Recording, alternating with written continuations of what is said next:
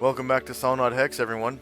Today we're holding session number 423, and today's session is sponsored by our generous donors and patrons. Thank you very much, donors and patrons, for your generous donations and pledges. We wouldn't have dynamic lighting without you. At this time, I want to point out that our charity has changed to St. Jude Children's Research Hospital. You may see commercials for that on Hallmark Channel and several, cable channels.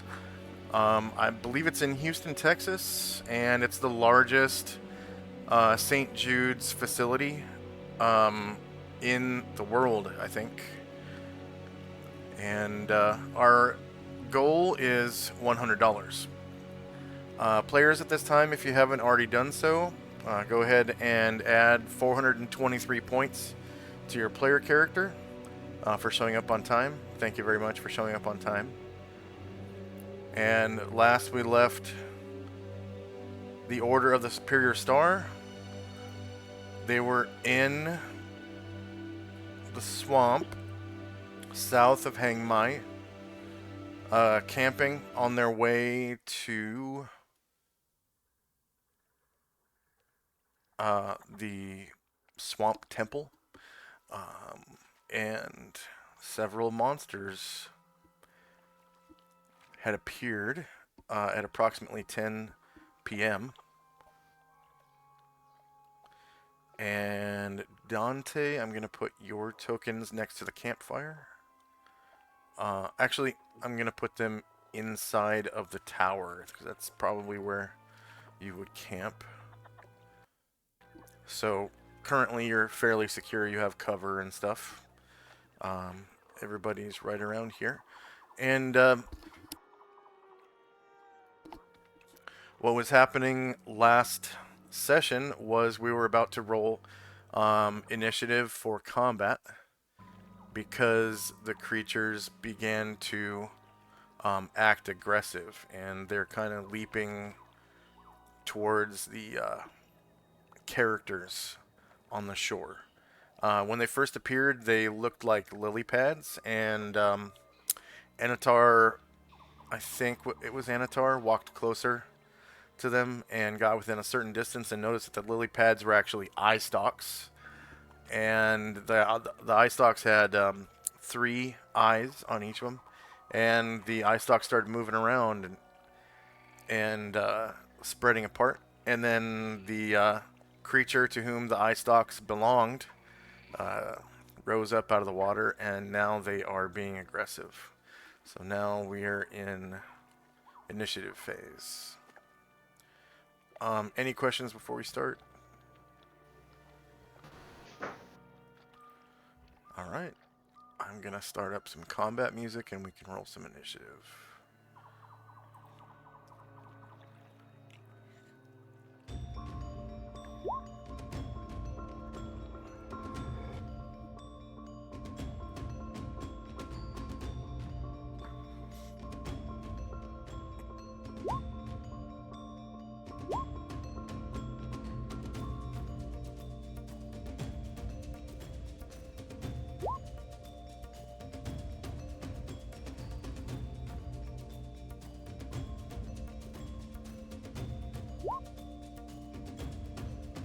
And let me know if you need any multiple attacks.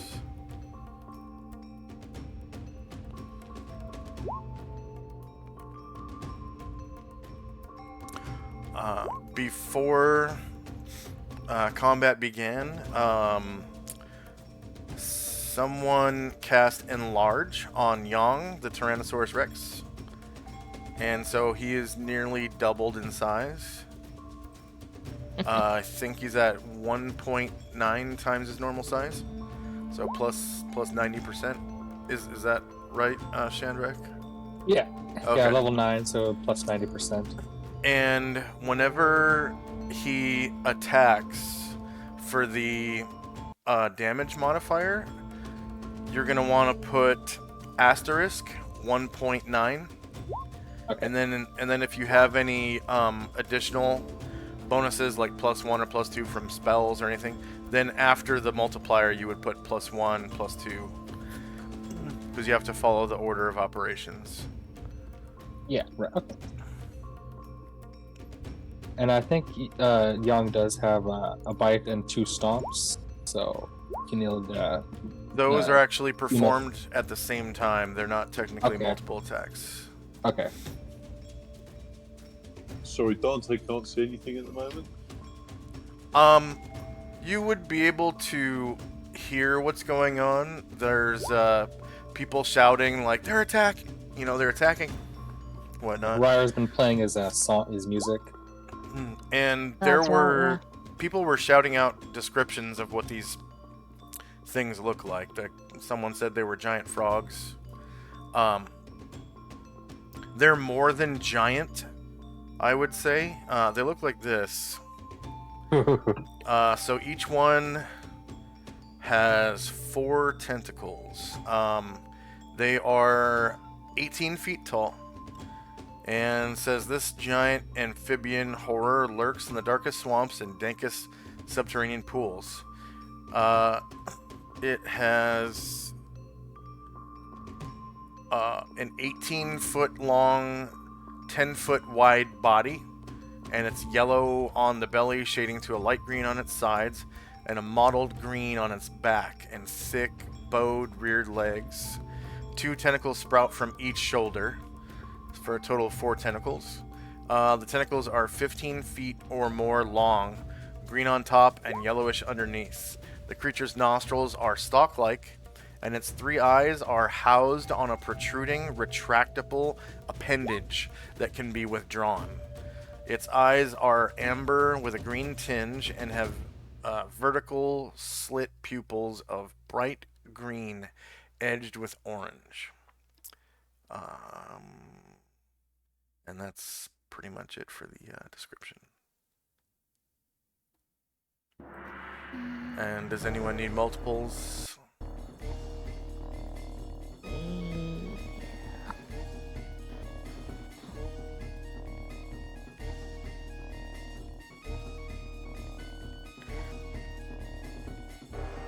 Alright, multiples for Varen, please. Varen.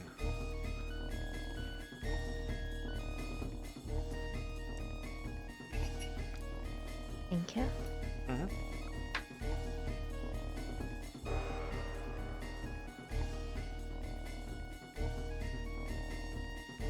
Alright, looks like we're finished rolling.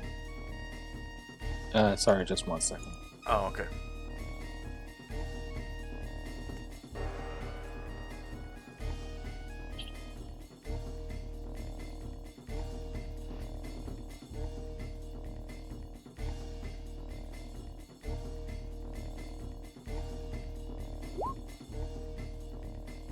I'm good. Thank you. Alright.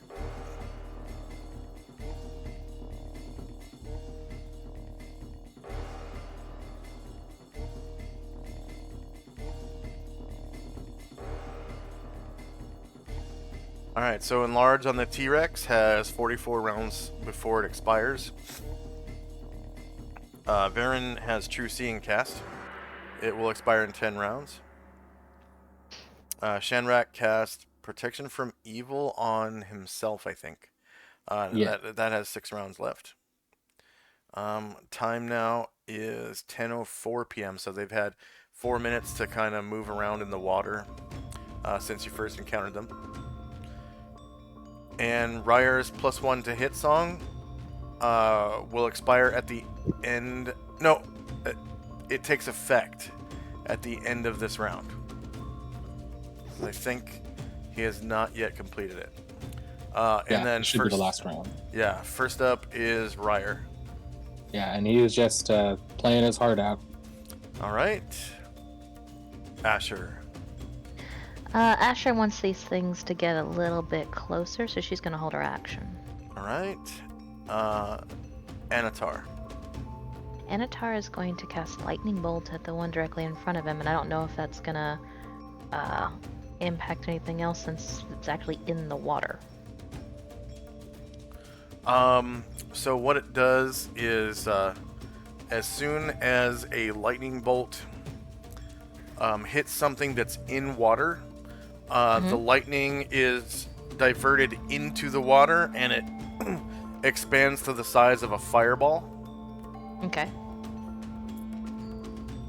So it's like a hemisphere underwater. And that froghemoth is kind of right on the edge of the water. So what it ends up looking like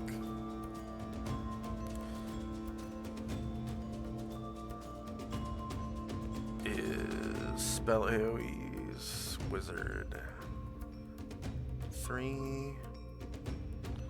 So it turns into a lightning ball, and the edge of the lightning ball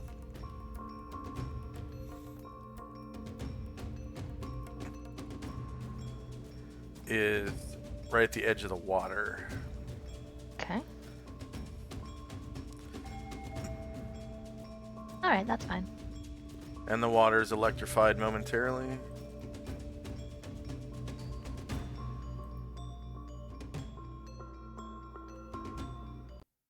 Oh, and let me roll the damage.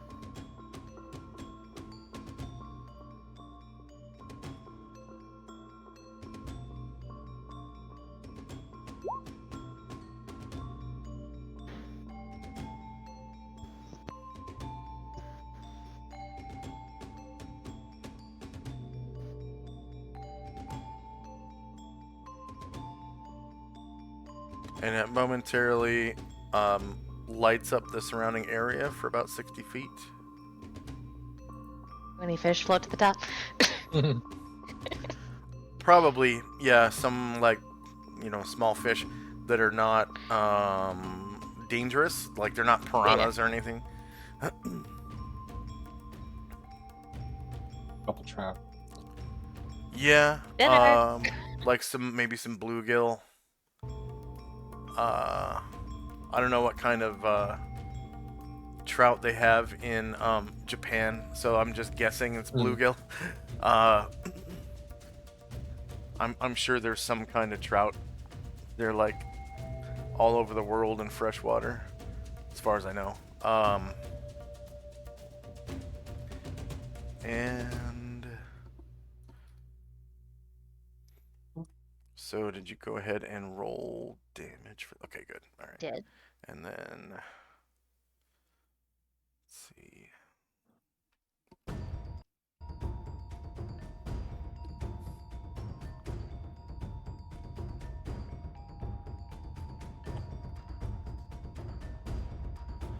All right.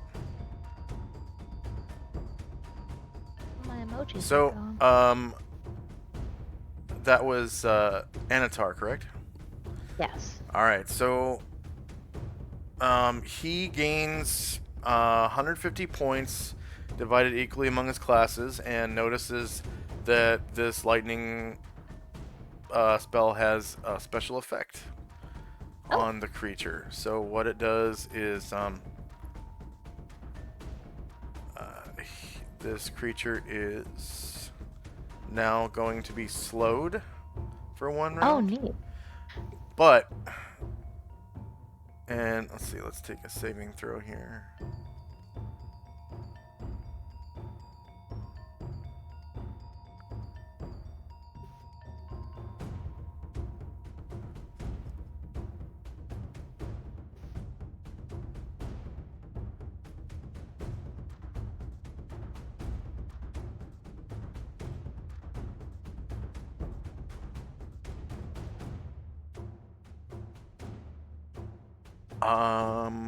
I guess I don't even need to make a save. So what happens is the lightning only inflicts 1 point per die of damage, Okay. but slows the froghemoth for 1 round.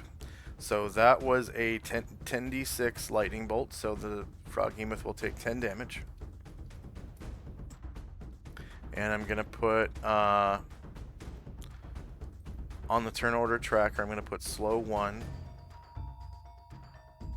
And this can be overwritten with further lightning bolts. So I'm gonna put slow 1. They don't seem that bothered by lightning, mates. Well, it slows the Yeah. monster. So if you run out of slow spells, Yeah.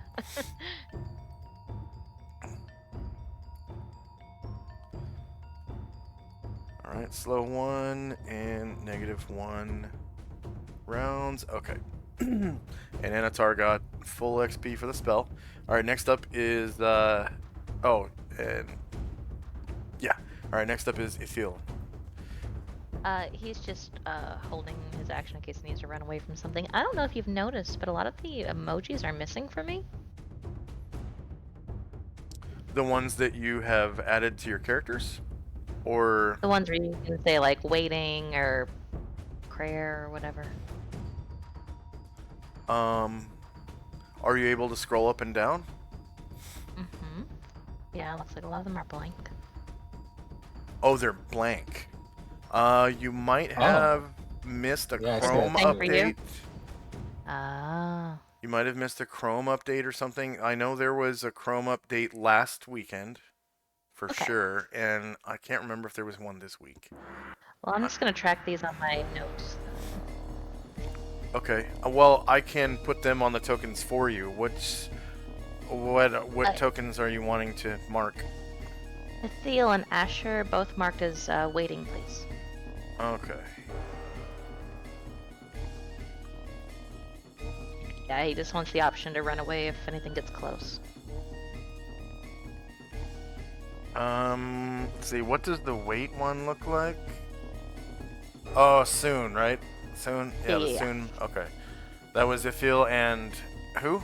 Asher. Okay.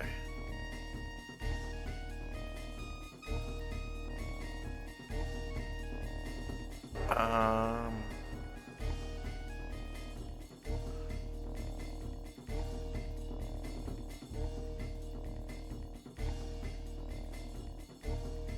Okay, I found Asher.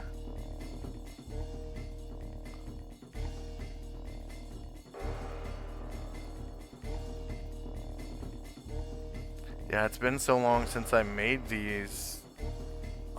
I don't remember what each of them looks like. Okay, so Ithil is waiting. How about Varen? Looks like Varen can go.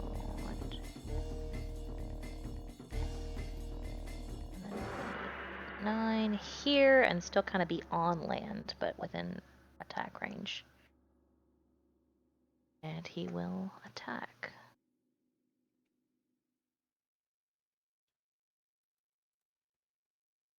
I guess a +4 because it's slowed. Yes, yeah. Sweet.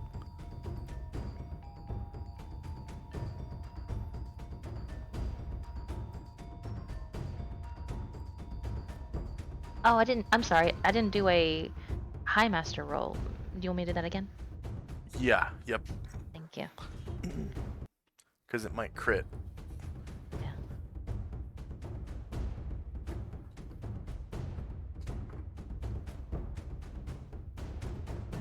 Shit. I don't know what Okay. it's. thing Well, is. you still hit. Yeah. So you cause 19 damage from your first sword strike. Okay, and then we will go shield.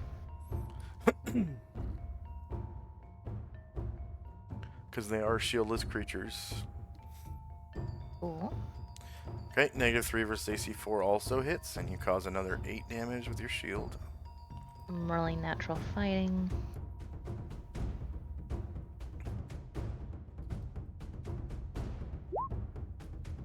Yes. Okay, right talon. Oh, another thing you notice is actually the shield Mm-hmm. only caused 4 damage. Okay. Its rubbery skin is really flexible, and you notice that the Gotcha. shield doesn't do as much damage. Okay. So let's see. That's a +4 to hit, +1 to damage on the talon. Other. Alright. -6 versus AC 4 is also a hit, and you cause another 9 slashing damage.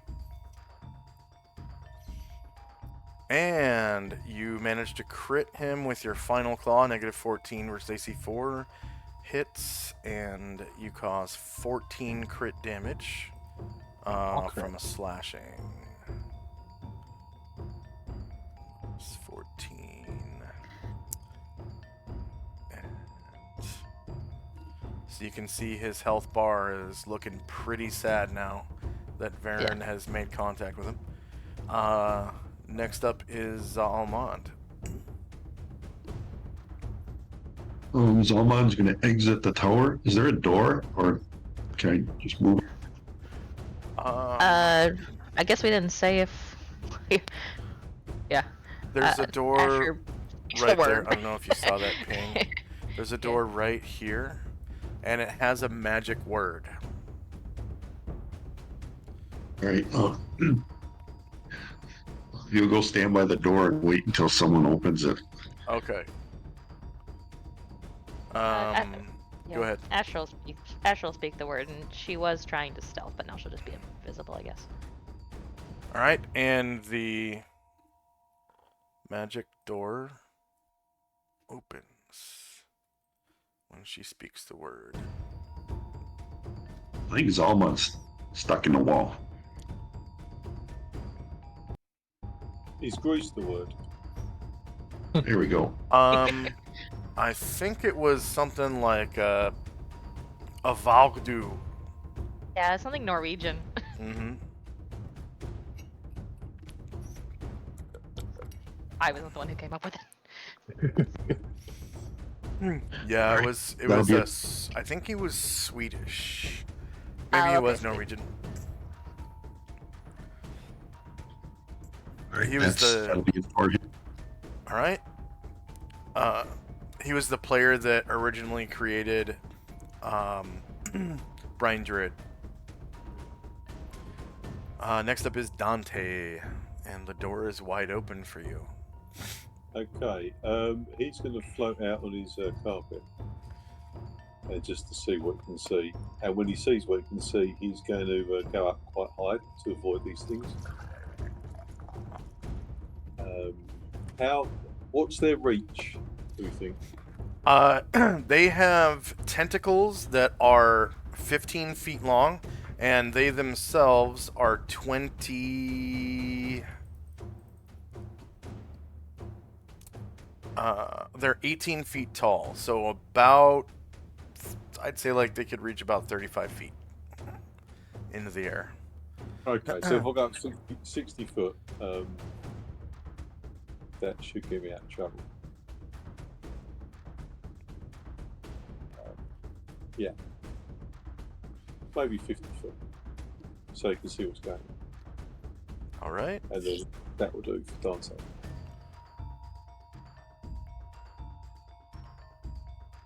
So that gives you airplane with a 5 on it.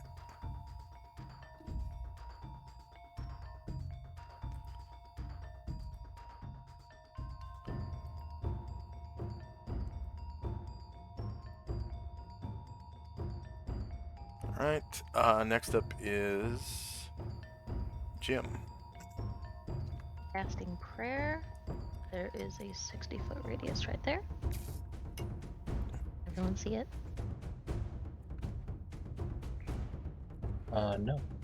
You guys don't see the big blue circle? Yeah, nothing changed for my circles. I didn't see a blue one.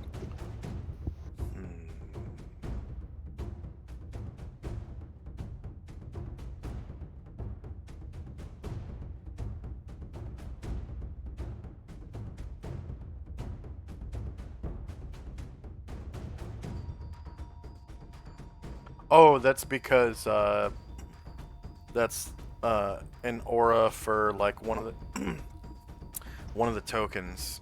That's not the actual Oh. prayer AoE. So if you go into your journal Mm-hmm.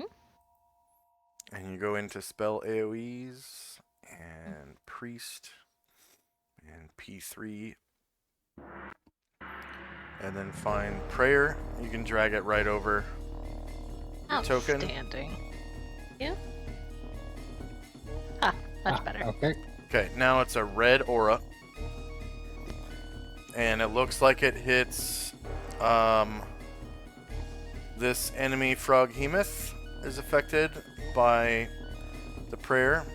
You've got this character here. I can't see their. I think that's Erdrin. Mm-hmm. I think this might be Asher. So Asher is affected. The T-Rex is affected. The Minotaur is affected. Anatar is affected. This character here is affected. The Bard is affected. Ithil is affected. The Paladin is affected. Shandrak is affected. And Dante just happens to be within the AoE by 10 feet. Because he chose 50 feet instead of 60 like he previously said. And the range of this spell is, or the AoE is a 60-foot radius. So you are within the bubble of the spell and are affected by prayer. So the prayer token marker looks like a little blue man with his hands together.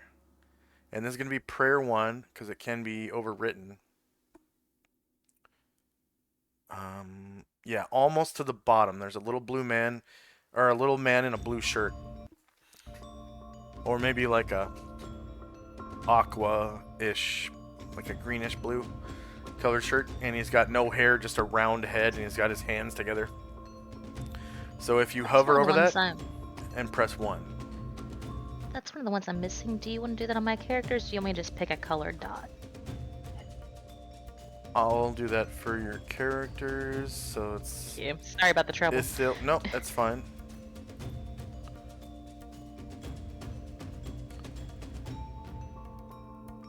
And Ithil...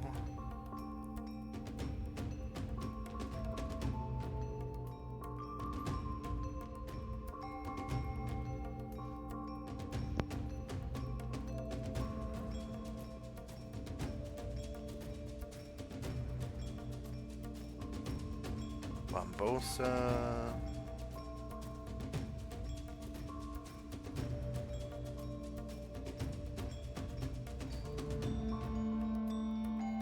Alright, and I'll put prayer 1 on the turn order. And what's the duration? 10 rounds. Okay, so prayer gives you +1 to hit, damage, and saving throws. And it stacks with chant.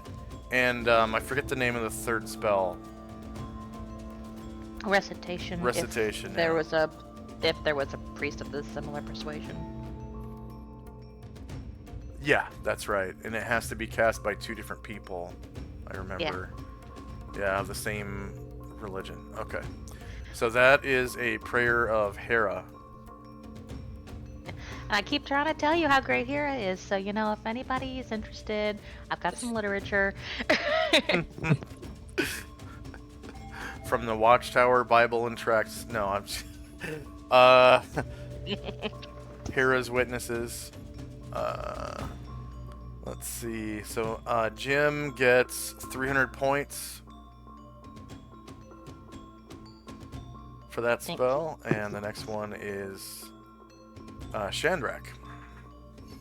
So I'm just gonna wait for right now. Alrighty. Bambosa. He's gonna wait for it to get a little closer. Alright. Arahil. Just waiting to see if he needs to move out of the way of something. Karen Glor. Karen Glor is going to cast a fireball at the one closest to him. So, oh, sorry, not a fireball, a lightning bolt. That's what he rolled for. At this one here. All right. So, same effect. What is his casting level? 9. So this is going to be slow 2. Or actually, this is the same round, isn't it? Yeah. So this will be slow 1 as well, since slow 1 is already on the turn order tracker. And he is a 9th level caster, so the Froghemoth will take 9 points of damage. That's true. I don't know why I rolled. You rolled 30. I don't know why I bothered rolling. I forgot about that. Oh, no, it's actually a good thing that you rolled, because I can hover over your roll and see how many dice were rolled. And that lets me know how much damage. And Karanglor receives 150 points divided equally among his classes for the use of the effective use of Lightning Bolt. Ashriel. Asheville will fly out of the tower, see what's going on, and As Ashriel comes out of the tower, Shandrak says, "Oh, Ashriel, hold on, just wait a second, and I'll enlarge you too." ooh, okay. Nice. So I'll stop there. Okay.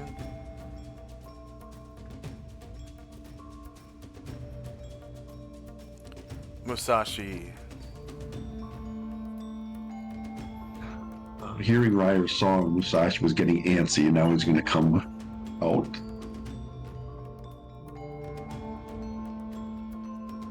And he will move to there and stand ready.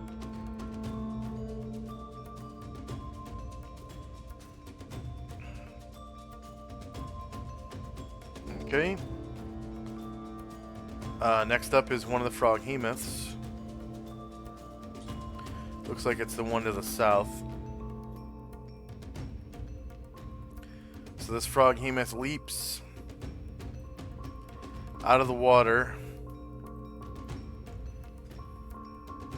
onto the shore.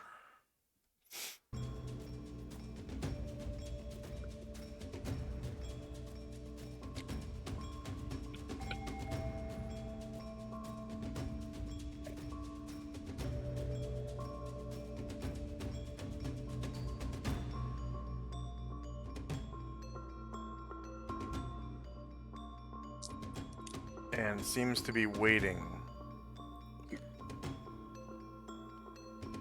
for someone to come within range. Alright, Brian Druid. Okay. He's going to come up to the one closest to him and attempt to bite it. I have on there that he's flying, but he shouldn't be. We were camping. There we go.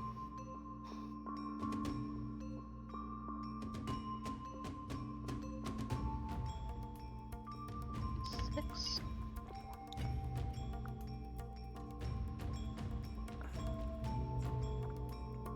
And this one is slowed as well, right? Yeah, you get +4 to hit when they're slowed.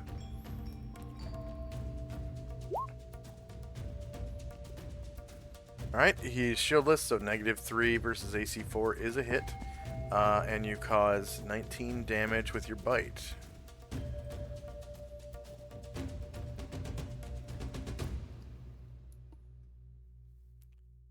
And next up is one of the Froghemoths that is slowed. That's the one next to Varen. So the Froghemoth is going to open up its mouth, and this long, slimy tongue protrudes out from its mouth and, like lightning quick, strikes out at Varen. Okay. So this is a grab attack, and it's against AC 10.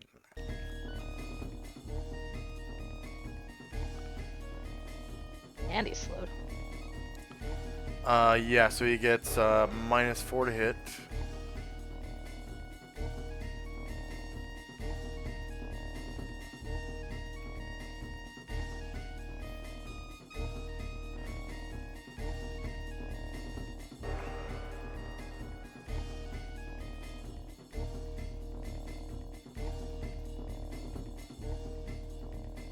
Okay, Varen is shielded. AC 5 versus AC 10 is a hit. Varen has a chance to Oh, grab. okay. Varen has a chance to grab something to avoid being pulled into the frog's mouth. Let's see.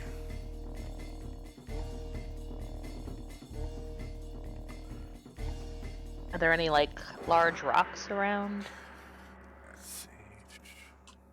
The tongue is preferred. It's the prey is about 10 feet away. Okay. If the tongue. Okay, it was not. Alright.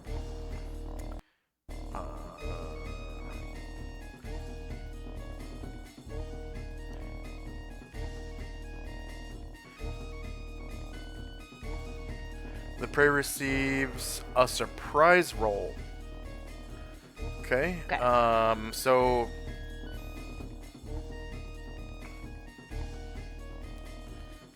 And then what's his I'm adjustment? surprised. So. Yeah. What's his adjustment to surprise? From dexterity. And then does he have alertness? If you have alertness, you can roll that as well.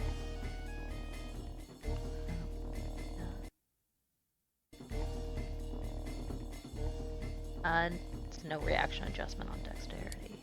And he probably doesn't have alertness, does he? Looking. Nope. Okay. So regular chance for surprise. And I rolled a 2, so he was surprised. Okay.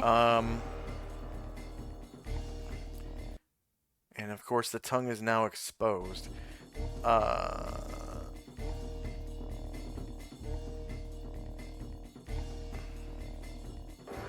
So he can roll basically a touch attack on himself. It's versus AC 10 to grab onto something before he's drawn into the mouth.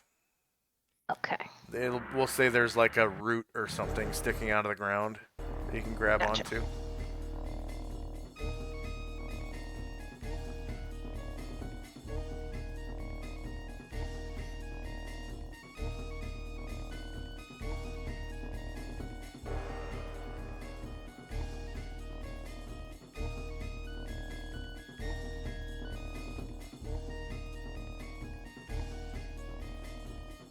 Alright.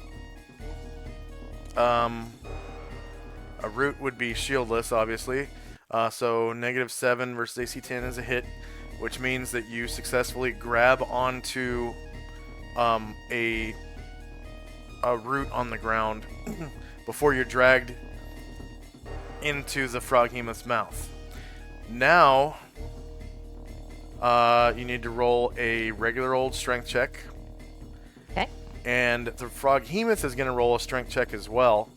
And you have to both succeed on your strength check and roll higher than the froghemoth does. Let's go.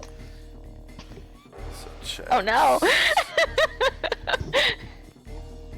Wow, 2 attempts. So ability score check and strength. So the froghemoth attempts 5 times and succeeds 5 times. Varen is drawn into the mouth of the froghemoth. Ooh. As he Whoa! Lets go of the root. His sword would be on the bank. That would be the only hand he would be able to use to grab the root. Okay. Because his medium shield is fixed to his... Well, no, a medium shield can be dropped. A medium shield can be dropped, so it's your choice. Did you drop your shield or your sword? Could he use his Shield. talons to grab? Yeah, actually. So yeah, you wouldn't need to drop either one. Outstanding. I didn't think of that. Good thinking. Let's see. Tenzi is gonna get a bonus for that. Thanks, man. Soon. There we go. Bam, bam. All right, and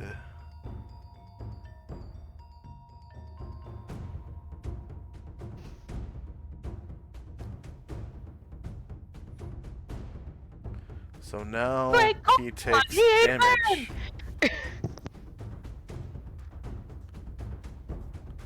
Now he takes damage, so that is. I just want to make sure that the correct damage is on here. Okay, yeah, it is. It's essentially a free bite attack every round. Okay. So the attack roll on this will not count, just the damage. Okay. So bite. Baron.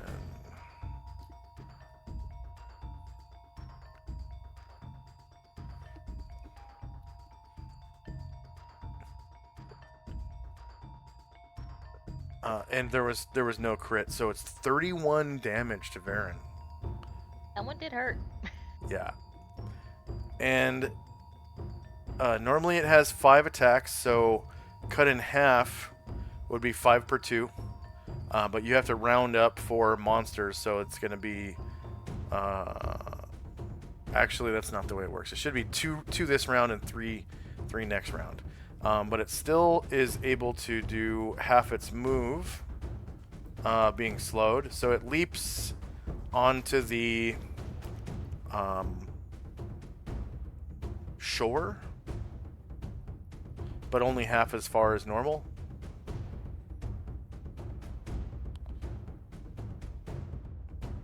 And it is going to wait with the rest of its attacks.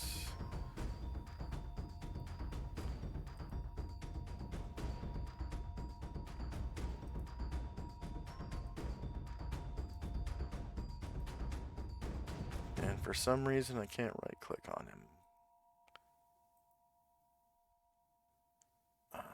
Maybe it's because I have 2 tokens selected. Yep, that was why.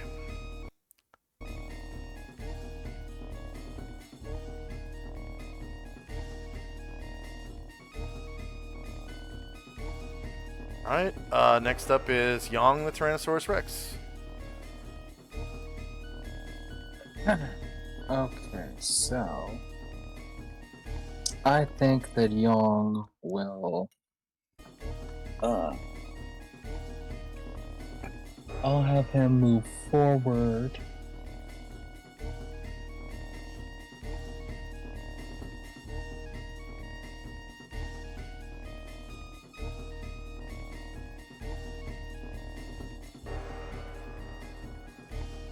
And he's gonna try to attack the southern one.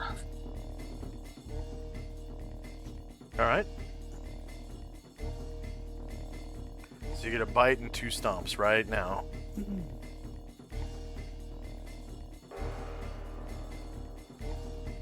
Oh wait, sorry, I gotta reroll that for his enlargedness.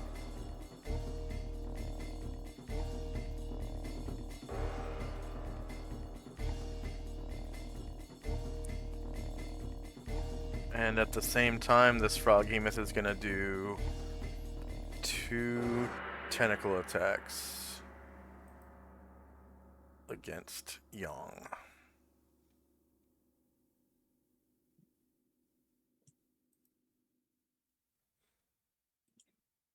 Yeah, -4.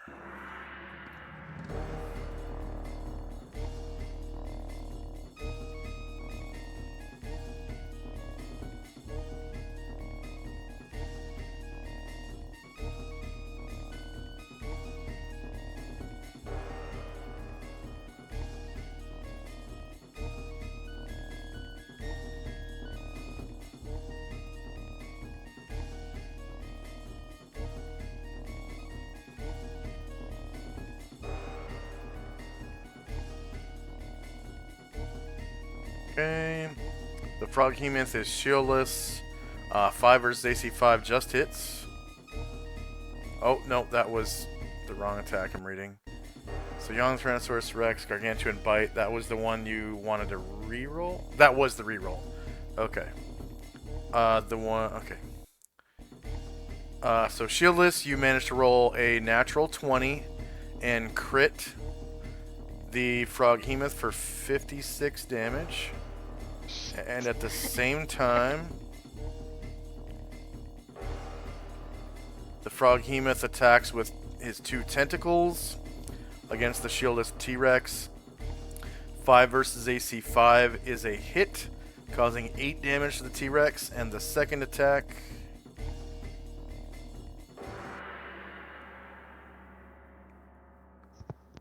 -2 versus AC 5 is a hit for an additional 7 damage, so a total of, 15?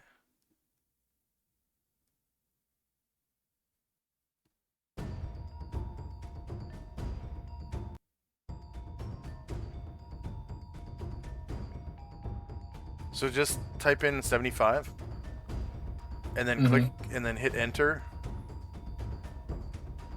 And then click it again and just type in -15 and hit enter.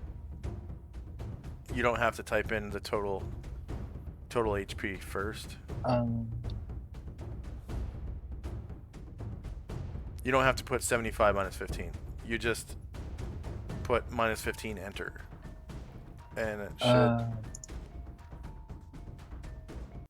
Oh, I see. yeah. Okay. And then the Tyrannosaurus stomps the Froghemoth. -2 versus AC 4 hits for 6 damage. -6, enter. And did you do... It doesn't look like you added the times 1.9 on the stomps. I thought I did. Oh, really? Huh. Yeah, it doesn't look like it. Okay, that's weird. Thought I did, but let's try that again. Okay, so +6 enter. So you can re-roll those stomps.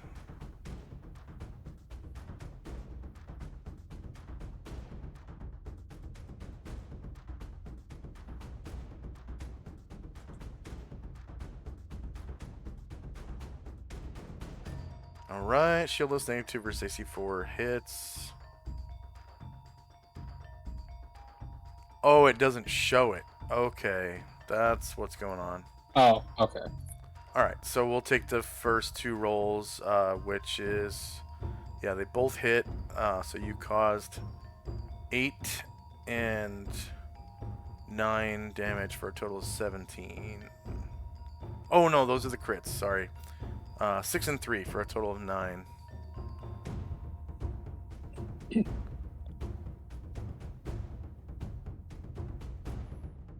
I don't know. I don't think 3 after you multiply it by 1.9, because it's a dice roll of damage +1. It's a d6 +1.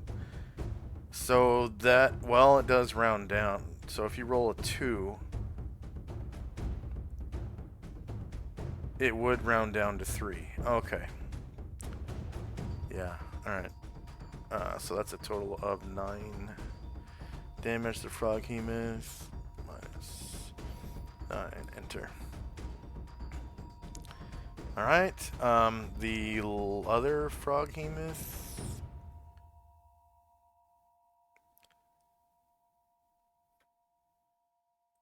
is going to...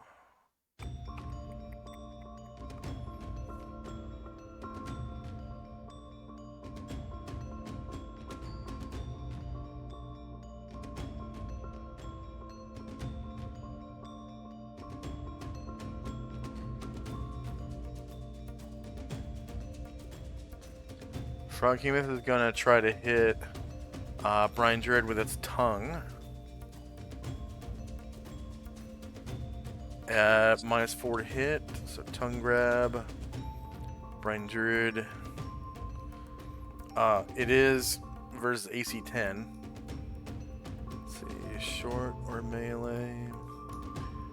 Same elevation, -4.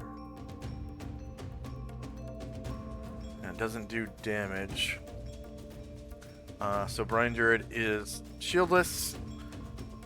So yeah, -10 versus 10 is a grab. And now Brain Druid gets a surprise roll, which Yeah, he doesn't have any adjustments. doesn't have any adjustments. Okay. Oh, let me make sure. No, he just has auto observation, not alertness.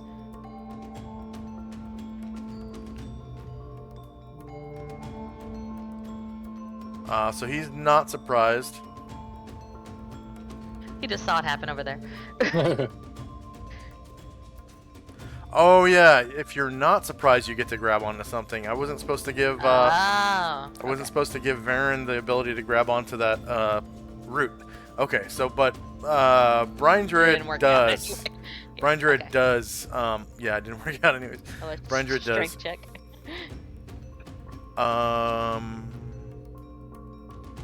Thought it was something else.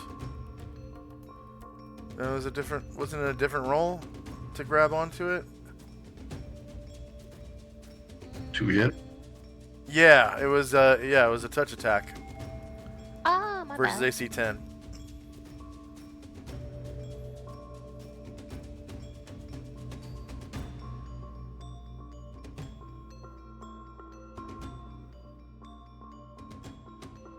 Okay, the root is obviously shieldless. 8 versus AC 10 is a hit. So he's able to grab onto a big old root with his mouth or something. And now he gets a strength check to resist being pulled in. Okay, now strength check.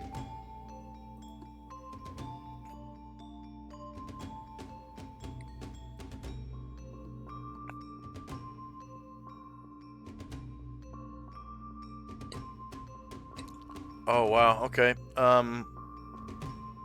So Brian Druid's first roll was 17. And the Froghemoth's first roll was a 15. So Brian Druid wins and is not drawn into the Froghemoth's mouth. He's got roots stuck in his claws. Yeah. The Froghemoth also gets a tentacle attack. Brian At Druid does have -4. stone skin. Okay, so I'll just roll a d20. And Brian Druid's stone skin is reduced by 1 charge. And he So that's has. Let's see. Stone skin and. Target spell recipient. And. Casting level of the caster was. Never. Oh, 11. 11.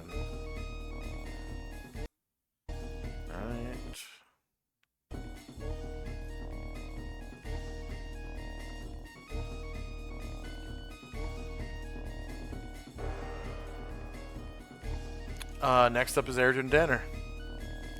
Erdrin is going to sneak up a few squares to the northeast. And then he's going to take a shot at the one that swallowed Baron. Alright. Does he get a sneak attack on this beast? Yes, he does. Yeah, it has a spine and all that. Amphibians are definitely vertebrates. He's alive. He is corporeal.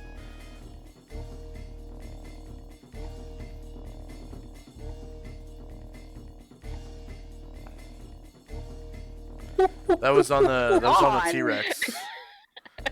You have to re-roll. I was on the T-Rex. You're gonna have to swivel your T-Rex.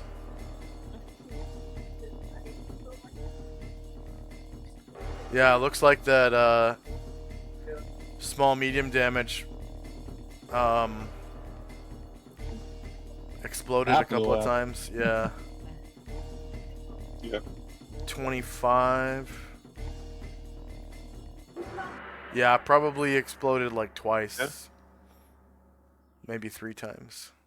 It's hard to guess. It doesn't actually show the dice rolls. just the results. Because I had to put so many brackets in there for it to work. All right. Yeah, -8 versus AC4 hits, and you cause 21 damage.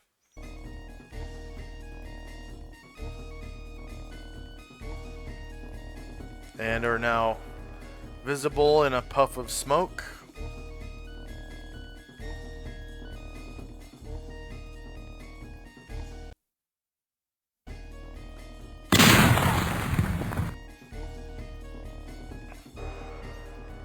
All right, Varen. His attacks are actually done for the rest of the round because he got swallowed. I was waiting on both Bombosa and Asher. Okay. Alright, so let's see. I'm gonna go first, let's see, with Asher, who is going to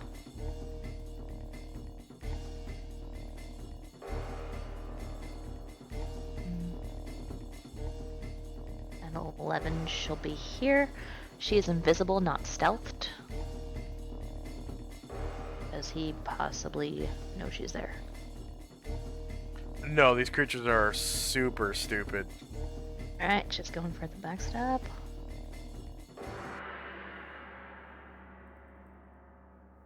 It's 4 because he's slowed.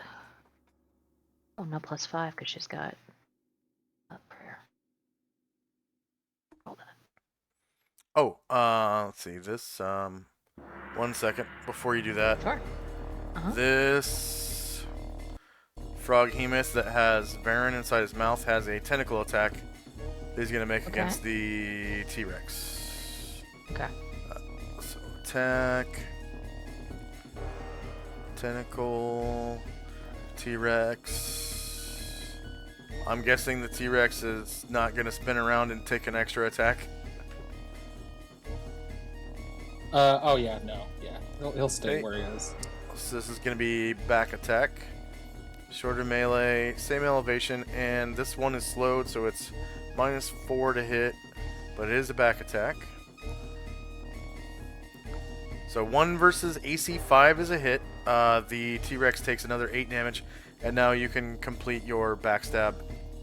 Okay.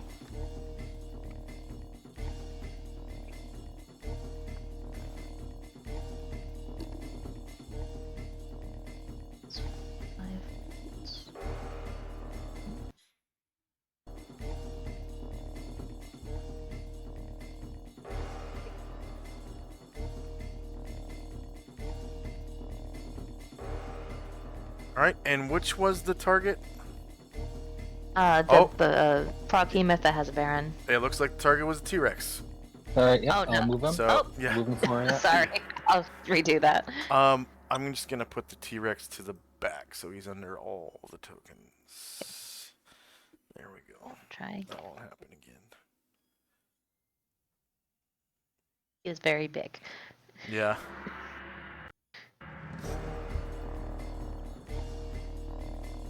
Alright, looks like you managed to crit with a 19, causing 72 damage. Go ahead and describe how you kill it. Sword, like, he's kind of got his, like, tongue a little bit hanging out, and she, like, takes her sword and goes, like, through the tongue and through his jowl, and then, like, comes back and cuts up his stomach to try and get Varen out. Narrowly missing Varen. Whoops, I somehow put him to the back of the map. He wasn't just killed, he was banished.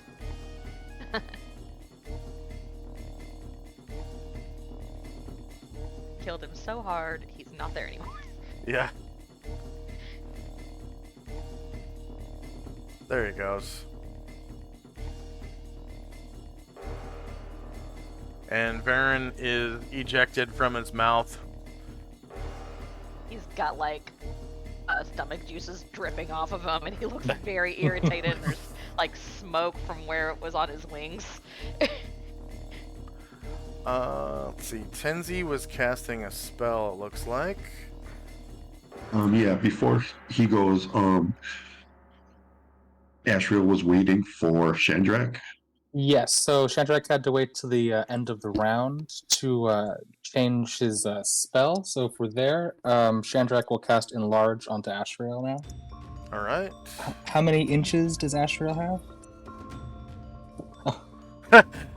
Well, that's a bad way Oh, to say God. it. I told I want him. to brag or anything. It's kind of a personal question. You know, if you were to convert it from feet into inches, his whole self.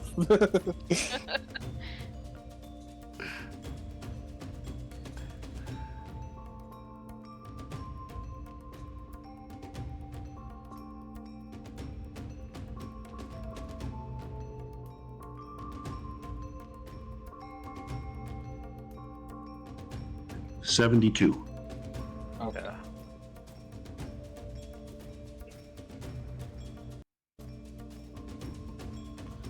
Alright. Barbosa still has. And so Ashriel was holding the great flaming greatsword with both hands, and as he increases in size, he realizes he can just hold it with one, and he reaches back and with his left hand and grabs the Nodachi that he has in the scabbard on his back. Sweet. And he will move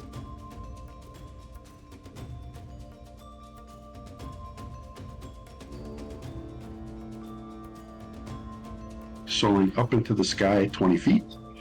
Oh, wow. Yeah, he is the upper limit of a large creature now. He's 12 feet tall. And definitely is able to wield that Nodachi in one hand. And we will do that. One Nodachi swing and one greatsword swing.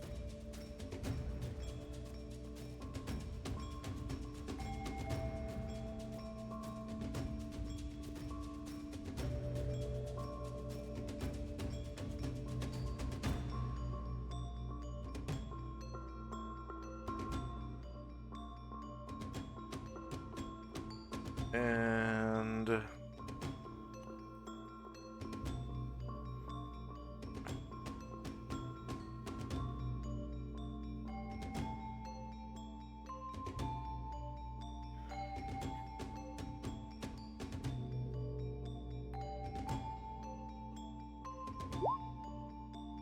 alright, so let's see. Shield list -5 versus 4 is a hit for 17 damage, but how much of that is fire? Is that 1 damage of Yep. fire? Okay.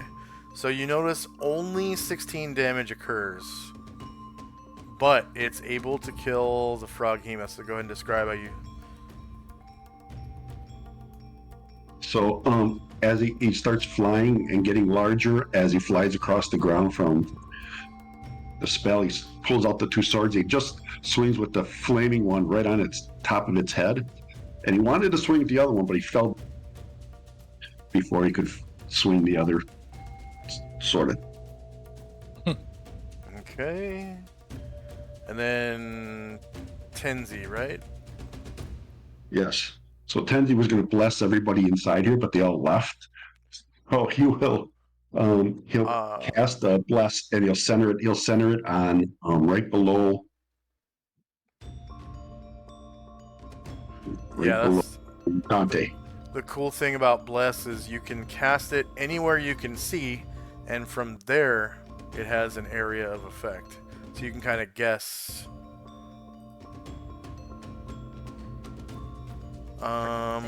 And that's a level 1 spell, right? So you can put that medallion or this purple, I don't know if you can see that purple circle. You can put that anywhere. Yeah, the center of it can go. Oh, you did? Okay. Yeah. I put it right by Dante. So I'm just going to make sure that you can see the center of it. And you can. All right. So Bless is a square. It's a cube. Fine bless. 50-foot cube. So yeah, it hits Dante, and Dante is now blessed. The effect does not stack with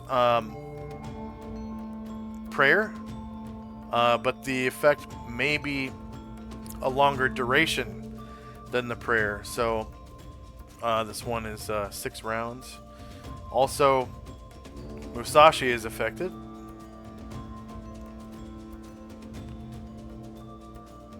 So we'll call this Bless 1. And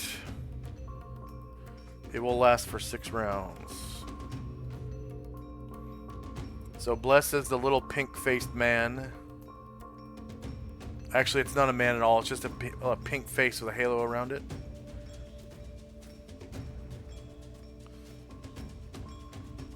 And it's gonna be 6 rounds.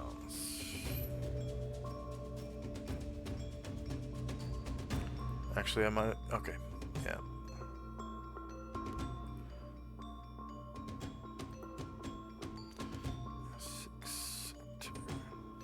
All right. Any other characters that were waiting?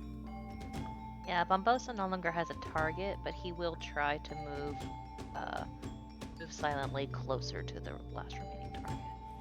All right.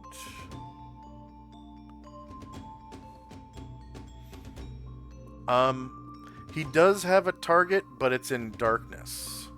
So if you have a ranged, like a ranged attack. yeah, you could do a range attack if he has a ranged weapon that he's proficient with. You could do a backstab with that. The darkness will negate his +4 to hit from the backstab, so just make sure that you put in -4. Oh, you know what though? That creature is slowed. So it's going to be a normal backstab for him. The creature is right here.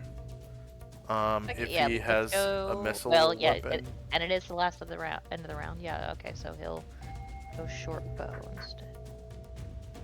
Okay.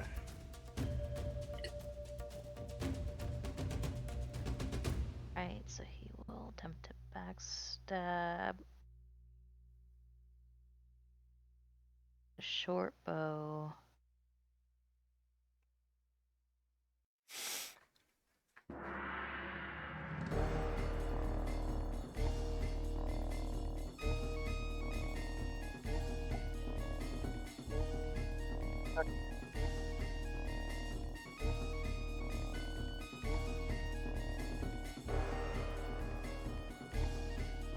Gonna say he's not gonna take the called shot. If it hits Brian Druid, it'll just use one of his stone skin charges. Oh. Gotcha. Okay.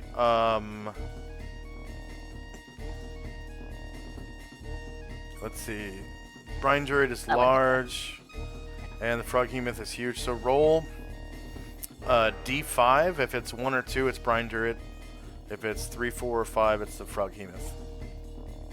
I forgot about that. So it is the Froghemoth, and you already rolled. So 9 versus AC 4 is actually going to be a miss. Oh, and he will be visible. Yeah, he becomes visible. Any other characters that were waiting? I noticed Ithil has... No, they Just were waiting. just gonna run if they were in danger, but they seem fine. Okay, so I'll take the weight thing off of him.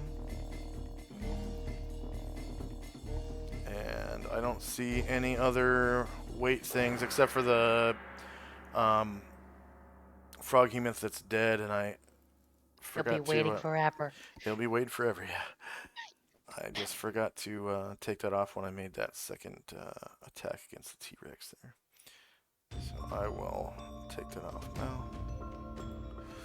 And you can roll initiative. There's only one left. Let me know when you want to roll for Anathar so I can move my T-Rex.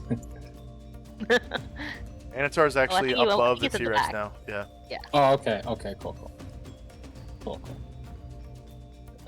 position and when he should.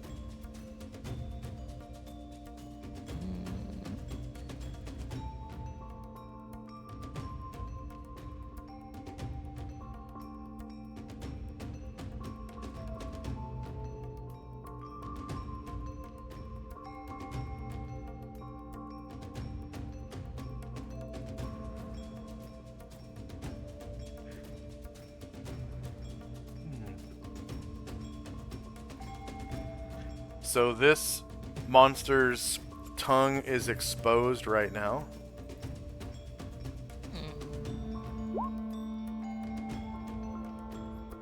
And it looks like that. Gross. And it's like wrapped around Brian Druid's waist or something. And can be targeted and damaged.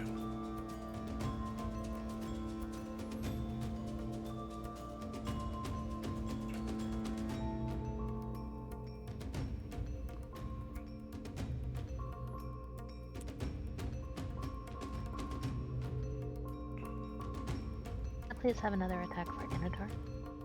And for Karen Glor. Okay, Karen Glor. And Anatar. Thank you. And Ashriel. And Ashriel.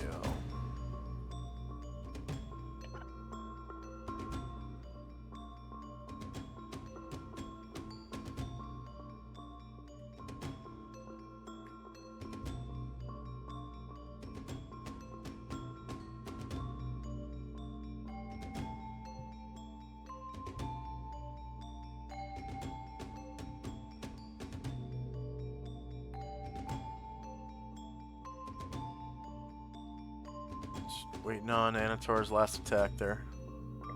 Yeah, one.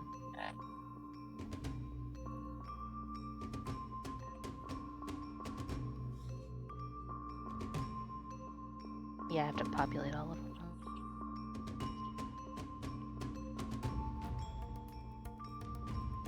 There we go. Alright, is anyone still rolling? Yeah, I'm populating Karen Glor and Varen's attacks real quick. Oh, okay.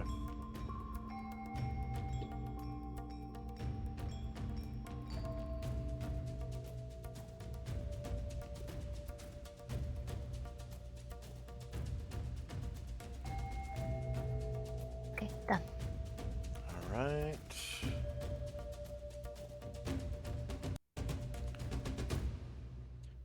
So Enlarge has 44 rounds to go on the T-Rex. And is that not ticking down? It's not. Weird. 2 rounds ago it was 44. Let's see. Enlarge on T. On T-Rex. So should be negative 42 now.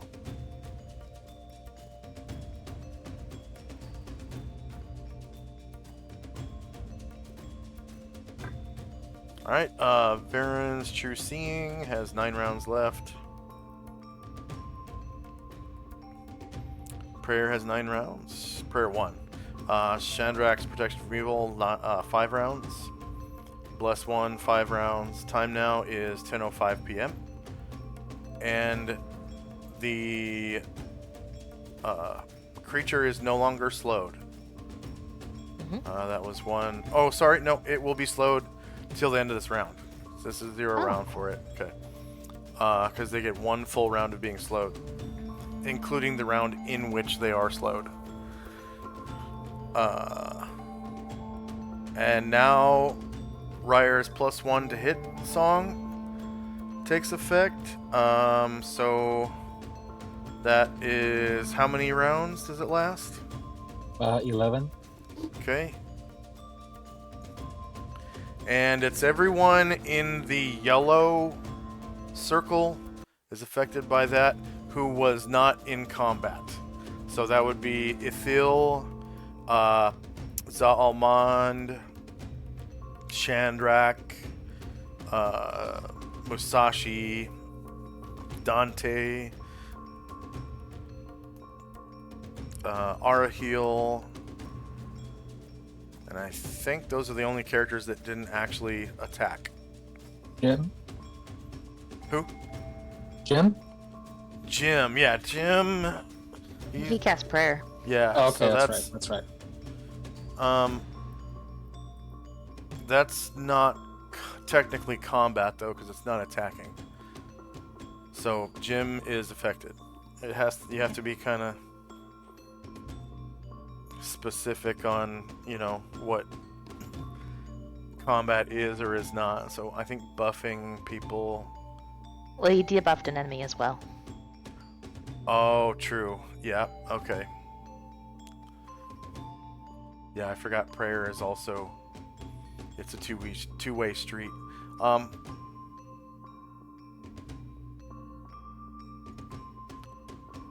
Let's see. First up is Varen. Okay, Varen will turn on his heel toward that last Froghemoth. And how tall is the Froghemoth? I believe it was 18 feet. Okay, so he will Yeah, 18 fly feet tall. 20 feet into the air, so 8 squares.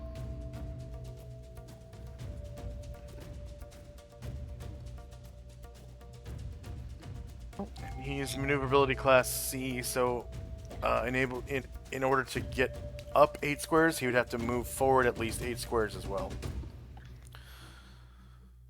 So it's 15, 16, 17, 19, 20, 1,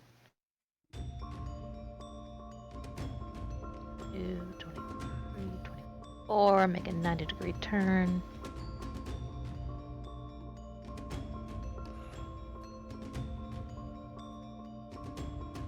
26. All right, you have the higher ground. Thank you.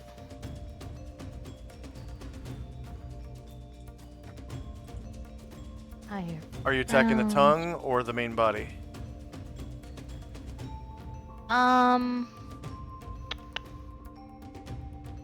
Yeah, if he can reach the tongue, let's go ahead and do that, I guess. Yeah, definitely. It's sticking out of the mouth, Yeah. which would be towards the top of the body. So.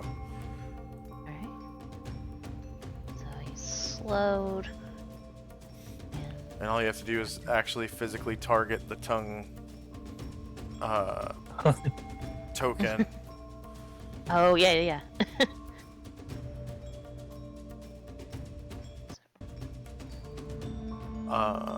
There, target that, cool. It's been a really long time since I used this. Okay, I just had to double check. Make sure that it had the correct AC on everything. Gotcha. Alright, it's slowed, so it's 4. And it's definitely shieldless, so -16 versus AC 6 hits.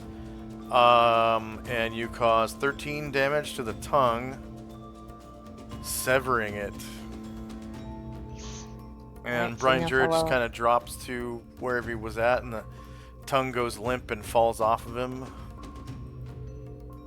Thank you. And so then Varen will follow up with shield, which I know won't do as much damage, but this is something. Okay. And the Froghemoth's demeanor is noticeably changed by this. Oh, he mad now.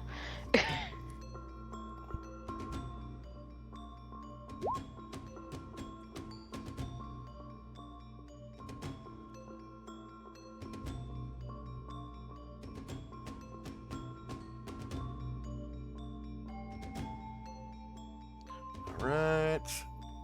So this is to the frog's body, right? Yep.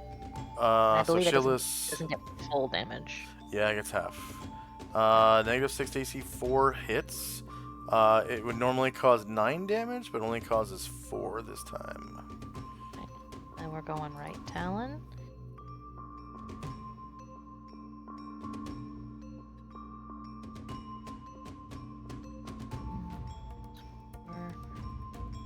Natural fighting, so +1 damage.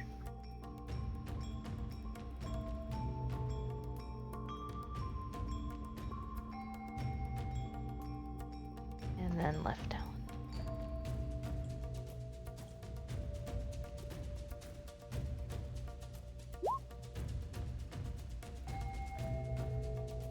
Alright, so the 2 talons, -7 and 2, they both hit, and you cause an additional 14 damage.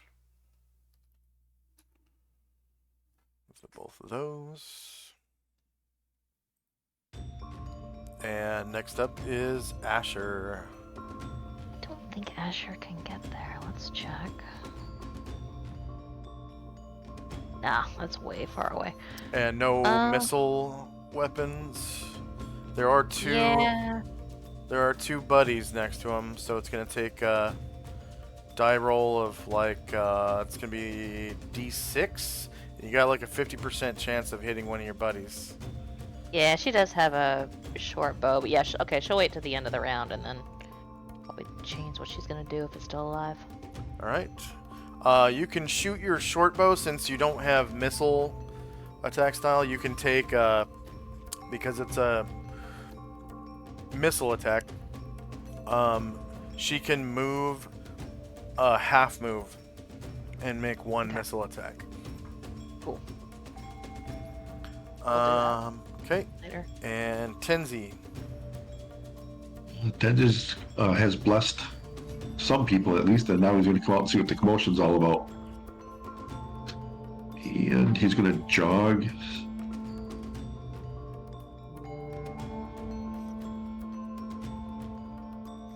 To here. And that'll be it for him. All right. Ithil. He's still feeling okay where he is. All right. Shandrak. Start peppering this guy with some magic missiles. Magic missile. All right. It survives the first one. It survives the second one. Survives the third one. Survives the fourth one. And the fifth one. That's a total of 18. Yeah, 5, 10, 13, 16, 18. But it does make his green bar look a lot sadder. And next... Oh, and you gain the 50 points for Magic Missile. Right. Thank you. Oh, and Erdrin did a successful backstab, yeah? Oh, he did. Yep. He gets 400 points. Right. I forgot about that one. Yeah, I keep forgetting about I thief always skills. forget that. Yeah. Musashi. He'll move towards the enemy. And stop.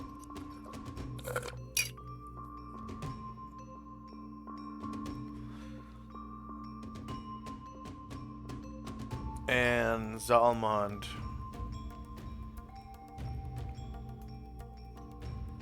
So, 1, 2, 3.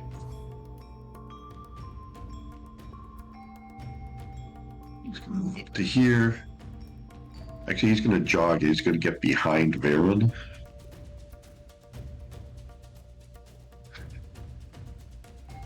And Varen is in the air.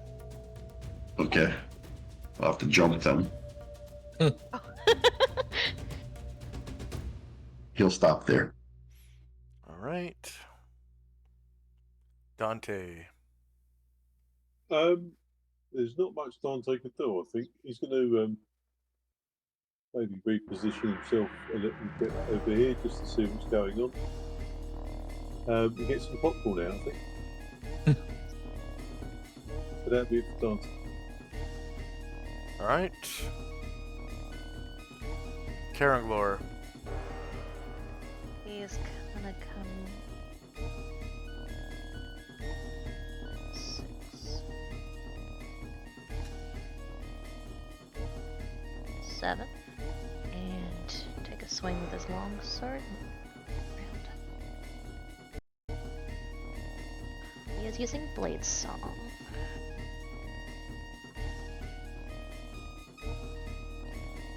+1 to hit.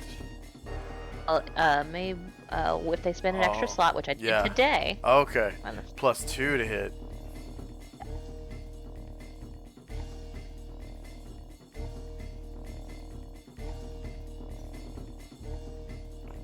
Right, so Song's a little sharper today. yeah, Yeah. I'm practicing. He's spinning around, dancing a little faster than usual. So add that to the slow bonus, and that'll be a +6 to hit.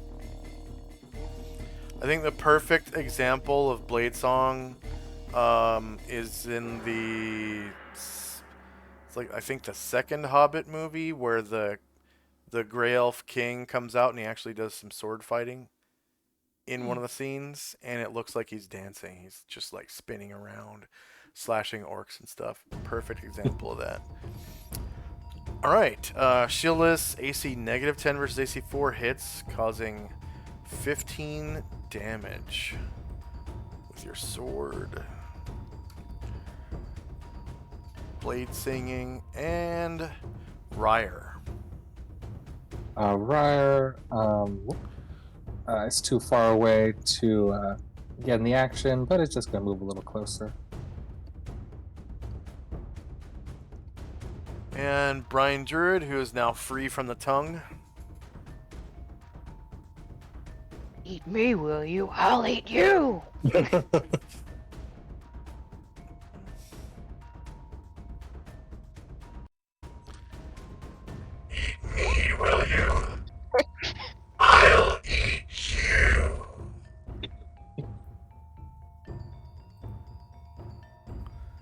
Alright, shieldless, -3 versus AC 4 hits. For a total of 19 damage from the bite, and go ahead and describe how you slay the final froghemoth. It's looking all sad, and it's missing a tongue, and it's kind of got panic in his eyes, but Brian Druid, like, just a slow motion reached down and just, like, puts his jaws over the thing's head and shakes it like a dog. And some brain matter comes out when he takes that big ass bite, tearing the skin off the top of the creature's head, including the eye stalk. And it falls down dead as dreams. The T-Rex like frog's legs. Oh, I'm sure he will. Oh yeah, Alright. we definitely got to feed this to T-Rex. He's been eating bland mana.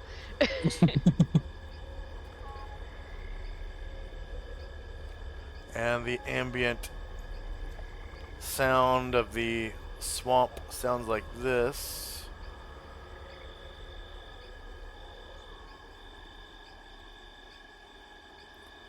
And first up,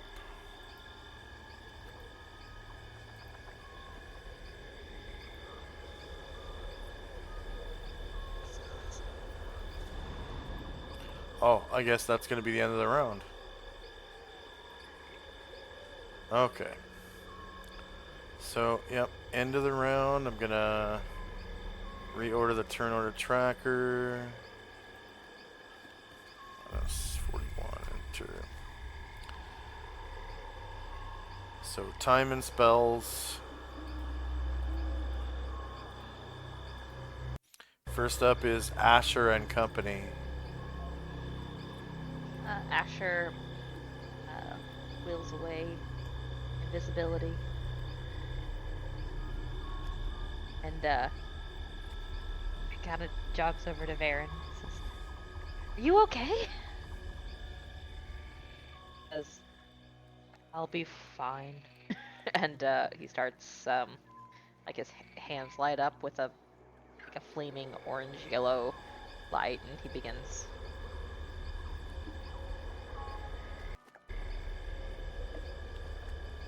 Healing? do that.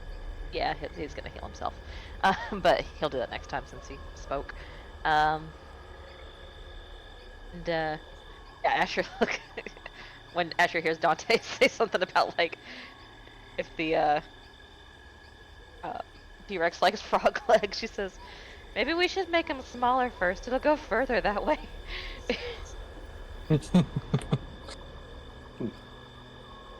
Good thinking, says Sandra. I'll cast enlarge on the frog's legs.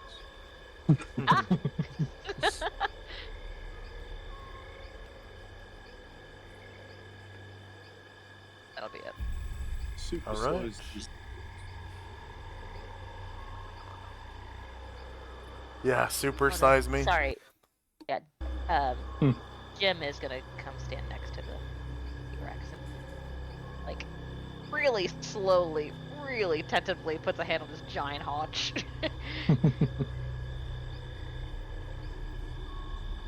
Of the froghemoth? of the T-Rex. Oh, the T-Rex, okay. It has some rough scales. You're able to feel the rough texture of them. And it feels very muscular and kind of cool to the touch. And he starts praying. Alright. Tinsy and Company. Did Varen land? Oh yeah. Yeah, we'll say Varen. But he would have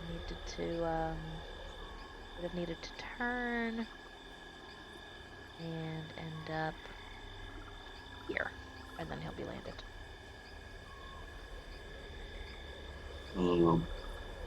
Zalman will walk over to Varen and lay hands on him.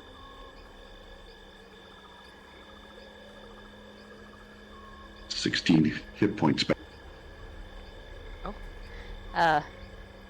And still praying, but he nods solemnly. And then Thank you. then Tenzi and the rest will head back to the tower. And Astral, as he flies by, Chandrak says, "My son, thank you." No problem, Ashriel. I thought, what would make you even scarier if you were twice as tall? And that'll be it for us. I'll just move my guys back for that. Except for Shandrak and Company. Yeah, so Chandrak, now that everything's seems clear, he will the T-Rex back to normal size. Okay. So you can, as a free action, dispel your own spells automatically when you're a wizard. Mm-hmm. And Young returns to normal size. Oh, yes, that makes it easier. And let's see. I forgot Jim's necklace.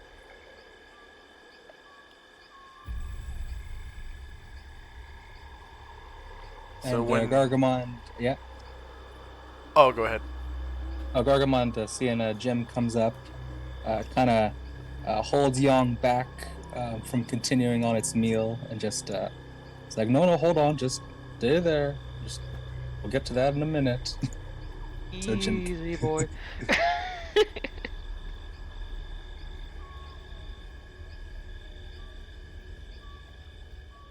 And Erdrin will reload, and I guess we'll just start moving towards the campfire. All right. And Dante.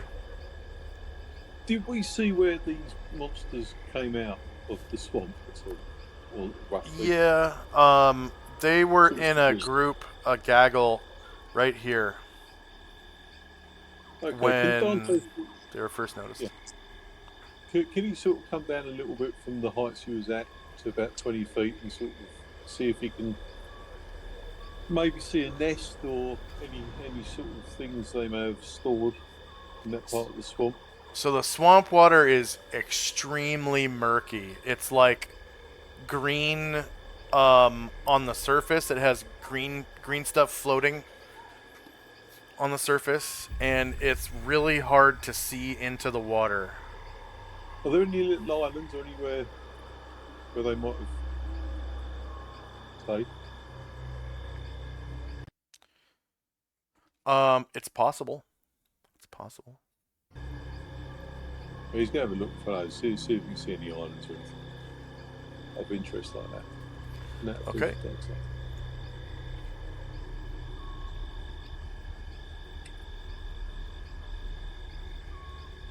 Just gonna delete this bless spell. So Dante should now be having some trouble seeing, right? Yeah, Do he you is. not have a necklace? I have in previously, but I think it's been dropped somewhere. He has got Oh, one. okay. I don't see it on the board, so you can just drop another one on top of your token and use that. Yeah, I Any, would. anything Go on, else for find out. Dante? No, that's this. All right.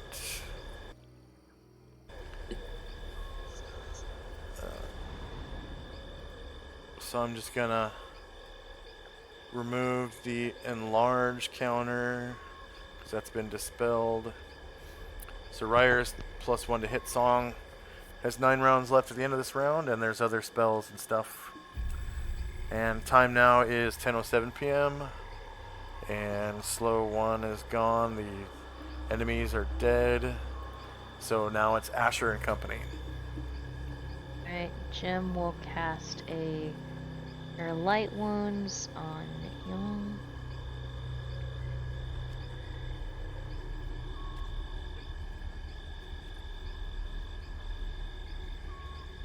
And I'm presuming he still looks kind of fucked up. Yeah, it's still got scratches. Okay, yeah. So he looks like he's still. Oh, it's weird. Oh, you know what? Okay. I need to fix his token, so... Oh wait. Oh yeah, the HP was on the other token. I think it was on. I think it was 50 though. Was it what it should have been? Changes.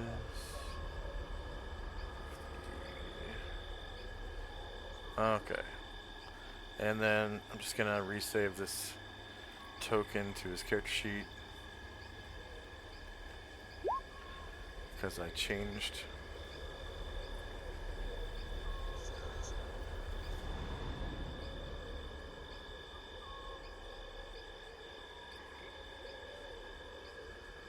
And the two of them cast a couple of sad healing spells. Yeah.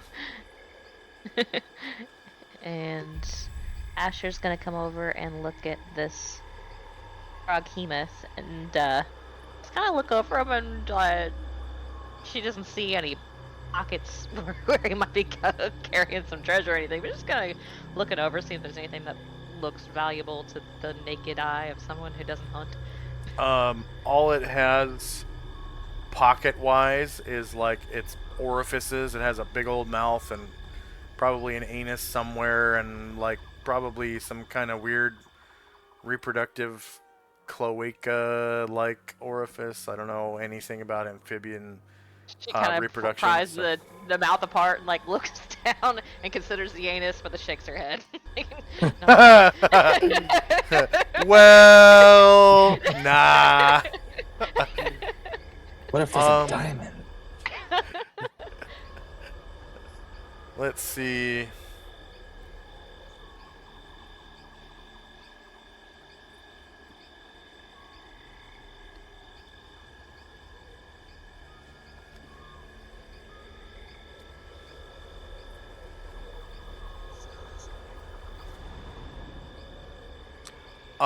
I guess as you kind of inspect its orifices, you can see like an egg left over. That's it's empty, so it looks like maybe this female one was laying eggs somewhere, possibly. Going to be fertilized later. Yeah. But not even omelets. Yeah, it's just filled with this like clear fluid, and it has like an orange, like thick, leathery, but translucent orange skin. Alright. And yeah, that's about it. Yeah, that'll be good. Okay. Tenzian Company. Zalman's going to walk over to where they came out of the swamp and just kind of poke around with the sword to see if he sees anything that's not like mud or water in there. Okay. So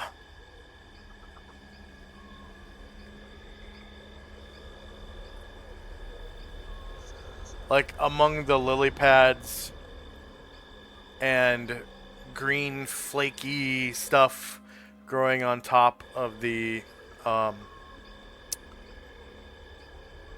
surface of the water as you swish your, you said you're using your sword. Yeah. You can see that, yeah, in fact, they were like laying eggs. And so like some eggs sort of float to the surface when you switch your sword around. And you can see that they're covered in like a thick, viscous, white, like snotty kind of substance. And the egg that you saw Asher bear from the cloaca of the other one was not covered in this substance. Can he try to destroy the egg? Cut it open or Yeah, something? it freely cuts open. The semi like translucent, leathery orange skin. Just it cuts right through with your blade, and you're able to like cut through the white viscous stuff too, and this clear liquid just kind of goes everywhere. It's kind of viscous as well, more viscous than water slightly. It's kind of like similar to oil when it comes to viscosity, like engine oil, and it's a clear substance, and it smells kind of like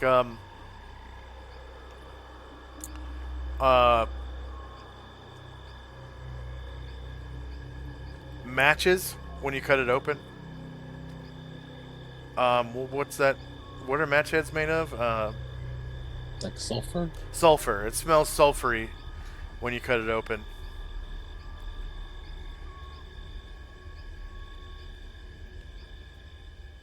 That'll be it for us. Okay. Shandrak and Company. Shandrak, seeing Jim do some work, and Yong patiently looking over at the frog. Shandrak is going to try to come down and drag the frog dead body closer to Yong so that he can put its head down and start munching on it. Alright. And to Yong, it tastes like a really big bird. So he's probably had like a couple chickens before. And this tastes like one big ass chicken. It's a little chewy to get through the skin, but once he does, the insides taste a lot like chicken. And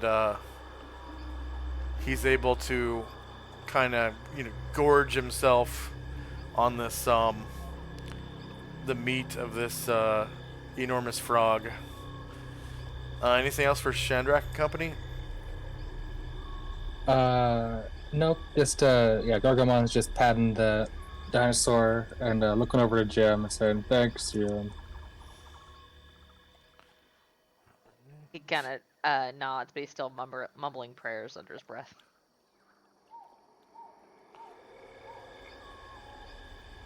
And Dante and Company.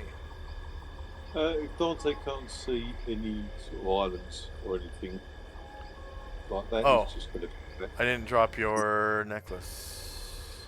Here you go. Yeah. So you can see another island over here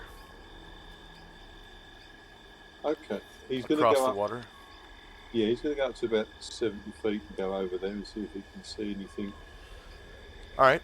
You see the base of another one of those trees that's similar to the one or the ones in your camp. So Okay. this one here. And the ground looks like it's slightly more elevated than the island on which you guys are camping. So there's like a little bit of elevation to get up to where it's grassy from the water. Okay. But you can't see anything sort of unnatural, like a nest or anything like that at all. Not from this vantage point, no. Not from here. Okay. He'll travel a bit more around. Have a look. All right. So you should have some movement left. Yeah. I think that'll probably do. All right. End of round.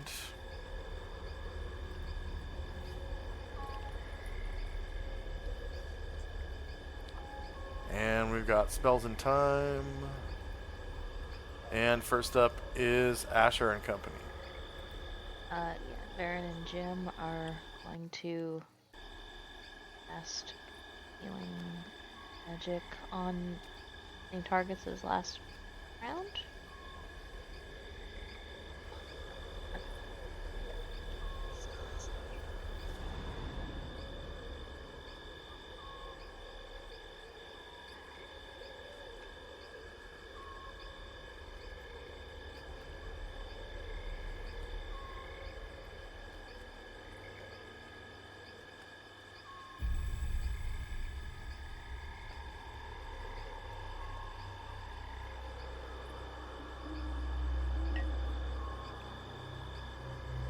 Jeez. Alright.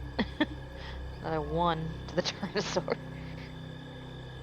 Oh, jeez. Alright. Yeah. Oh, well, it is a cure light wounds, though, so that's why. I don't know how many. Oh, I can Once- see now. I can see his health bar now. I didn't see his health bar before. Yeah. Yeah. Once you get to That this is- level, all cure light wounds is good for is bringing people back from hovering on death's door. When you're I at this couldn't- level, yeah. He's got other stuff he can use, but yeah, I didn't see the bar last time, but I do now. Oh, okay. He kind of shakes his head and he looks like he's praying harder. And then Asher, like, grabs Karagler by the hand and they're gonna come over with his almond, and they're gonna help start destroying eggs. All right. And be sure to add your experience for these spells, too. Okay. Yeah. Jim gets 100 points per spell level. Aaron doesn't get any. Yeah, he's a fighter. Okay, anything else for Asher and Company?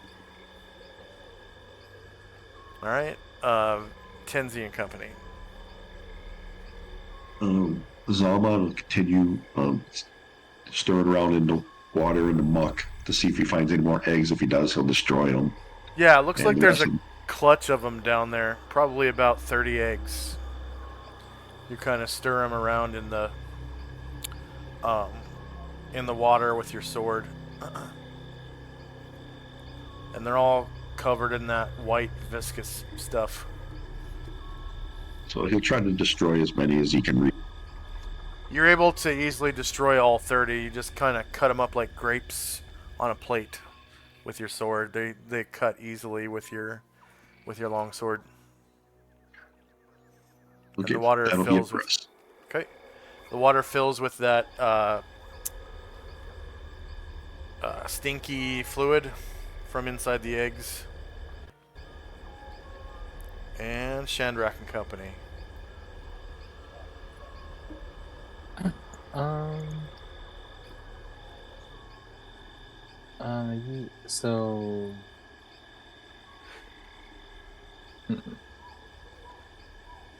I think Shandrak will wave Erdrin over, see if he can try to light up a little more stuff next to us.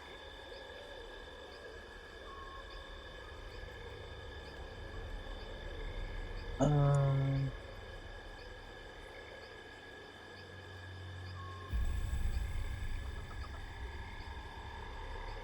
Yeah, I think I'm good.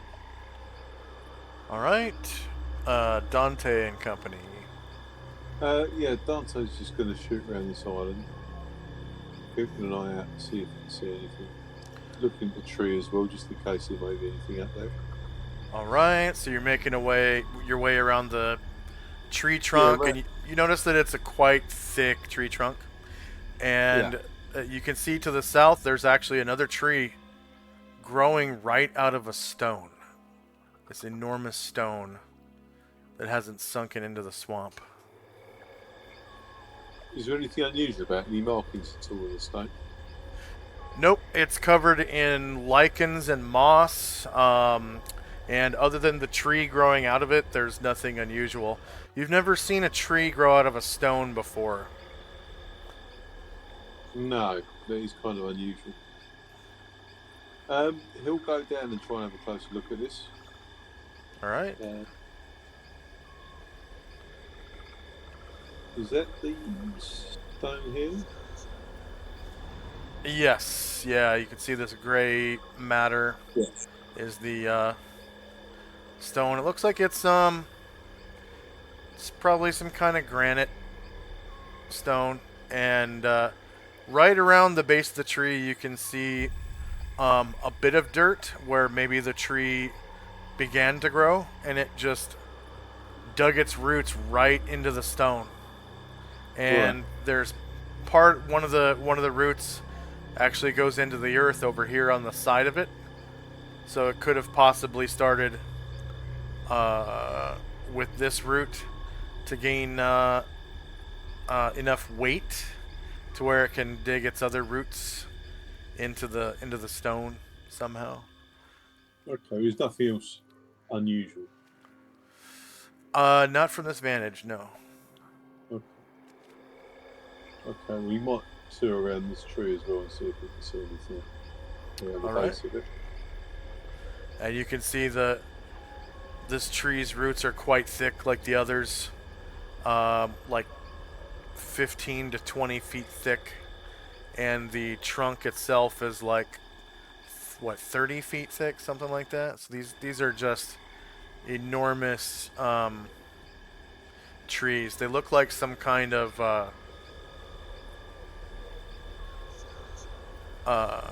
like a willow tree. The branches kind of hang down. Yeah. Okay, that'll do for Dante for that. All right. Okay, end of round. Prayers and spells. And I don't think we've had a break yet, so we've been playing for almost 2 hours. So let's take a 5-minute break.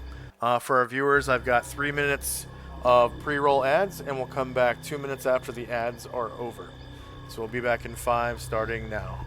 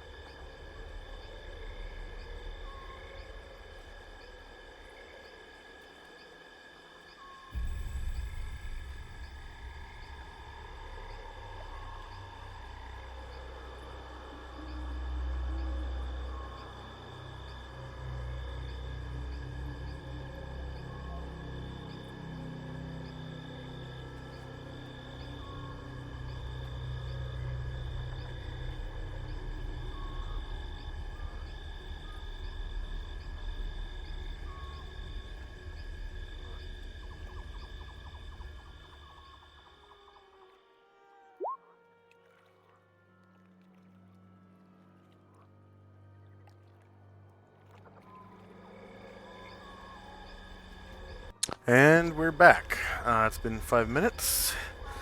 So, first up is Asher and Company. Looks like Jim is casting Cure Serious Wounds, and on the 2d8 plus 1 rolled 10 for the Ooh. Tyrannosaurus. So 10 health for Yong. Yong the T-Rex.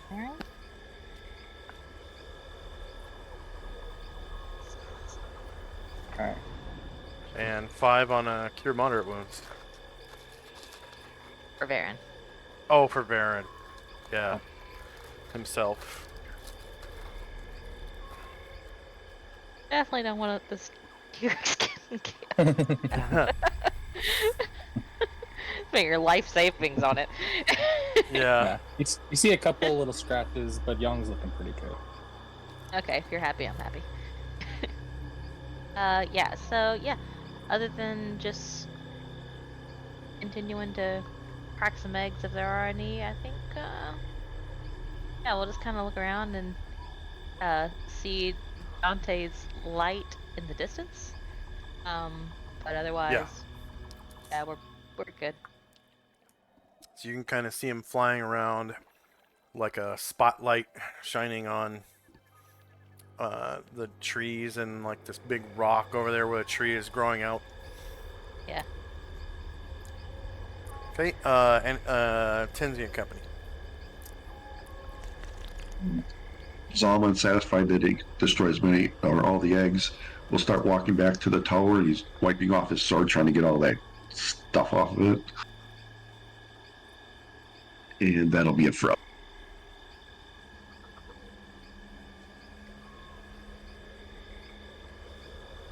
All right.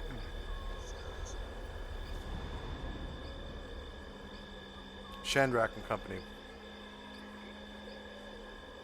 Shandrak, he is going to come over to the frog monster by Airdrin. And he's going to start pulling it off the shore and closer to our campsite. And he says, "This will be a good breakfast for y'all."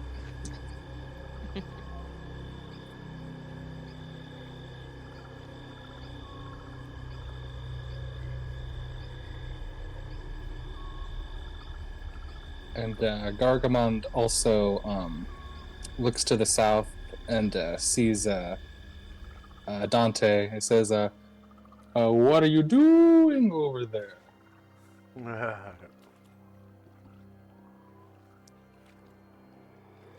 Any Dante response from can't.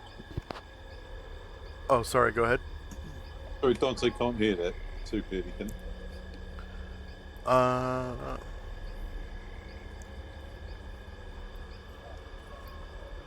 It's a bit too far, but I mean, you might be able to see him waving at you because I think Gargamond is in the light of one of the necklaces.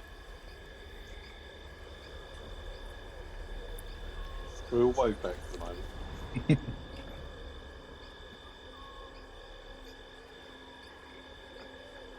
And anything else for Shandrak and Company?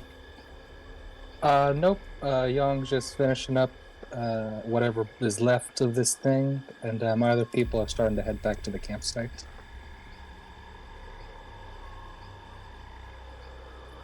And Dante. Yeah, Dante's just going to finish flying around his tree to see if there is anything of interest. I think there's probably an circuit of it. And then he's going to sort of fly back towards the others. And Alright. report what thing, because it's, to him, very unusual. And you fly over the green water. It's actually covered in this green, whatever that stuff is that grows on the top of Algae. pond water. Yeah. Is it algae? Okay. The really chunky stuff though, like not the slime, but the Pondweed, is it? pondweed, something like that. Pond scum, yeah. Anything else for Dante and Company? That'll do. He's going to keep away from the T-Rex as much as possible because he doesn't trust it. Okay. Uh, so spells in time. And next up is Asher and Company. Yeah, there's got to be a mechanic where if we don't feed this thing, it eats us, right? Alright. Varen will do one more moderate wounds on himself.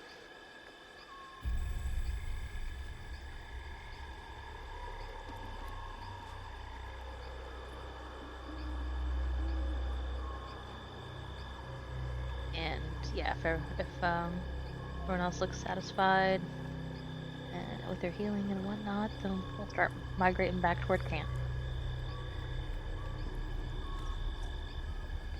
Very All right. beginning of the swamp, guys. Beginning.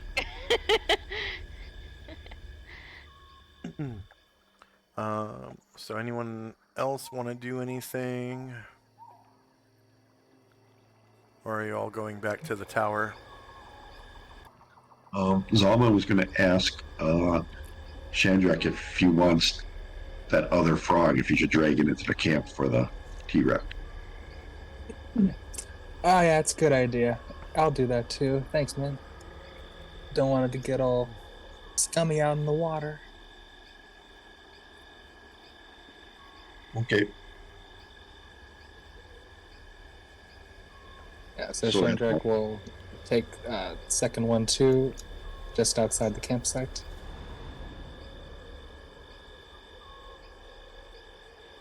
This one? Yeah. Right about there? That's good. Alright.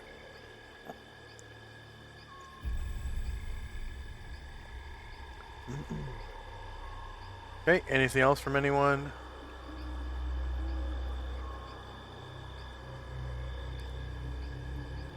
Alright, so the rest of the night goes by without a hitch. Nothing happens.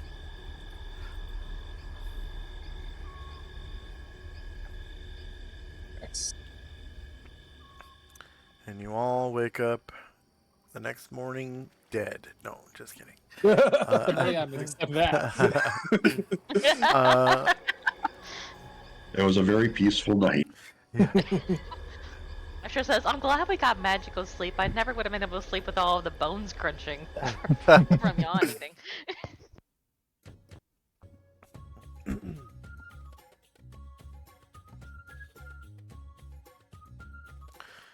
And the next day, which is the 15th, I think. The 16th. 16th, I think. 16th. Okay.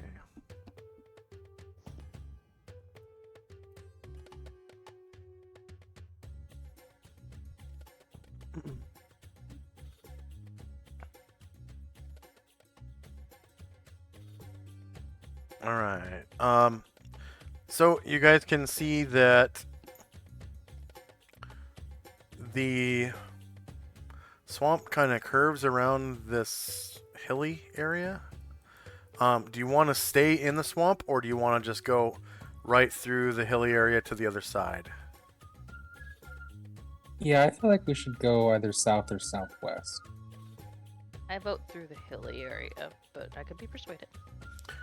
So south or southwest? So southwest like this? Like that? Mm-hmm. Okay. Yeah. So what do the rest of you guys want to do? You want to do what Shandrak said and go like that, or do you want to go straight south or around that way? What is the terrain that Chandrak was talking about? Hmm? Like that area that Chandrak said, like kind of that you pointed out that goes kind of. Oh, it's all hills, right? To the southwest and the south, right? Well, Okay, that's I thought all that the was, hills. I thought that was hills. Yeah. Okay, Yeah. so we're on the same page. So you there. can see swamp on the other side.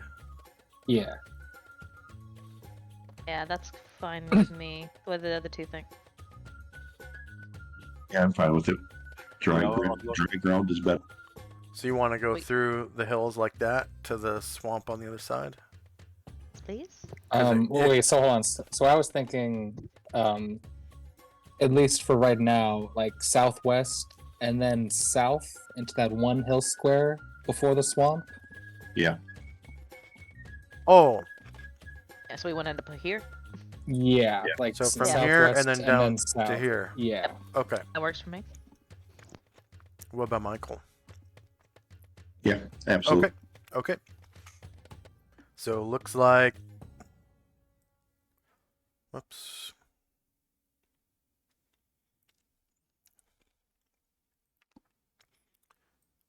Looks like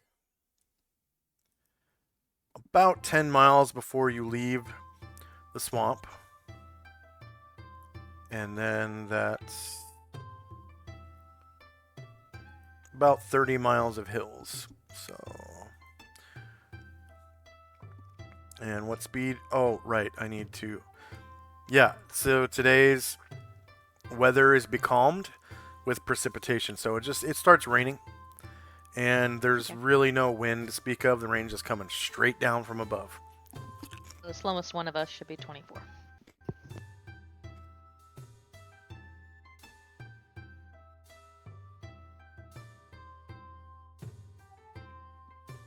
And it was 10 miles left of swamp.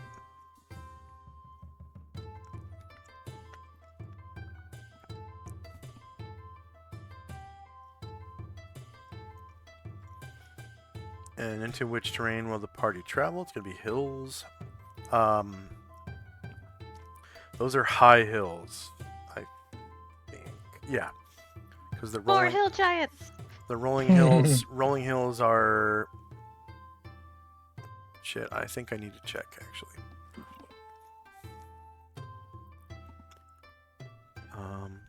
Miscellaneous tokens. Terrain. Temperate.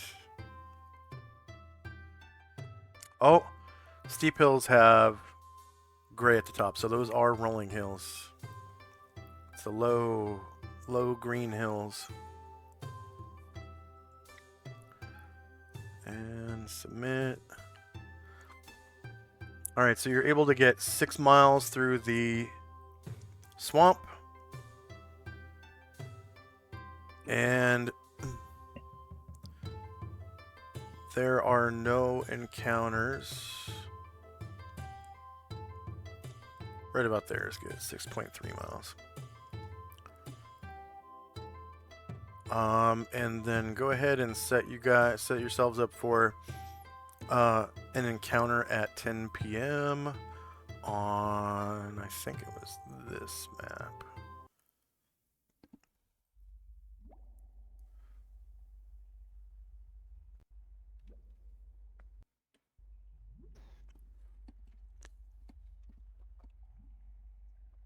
Oh, I need to put your tokens on this map. And when I put them down, just delete the horses. Any of the animals that are not there.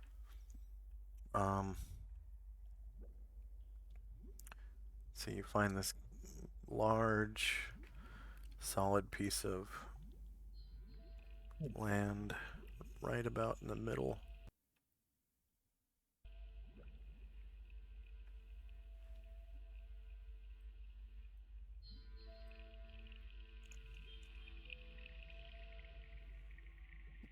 We haven't gotten spells back since our last encounter, right? Because we haven't.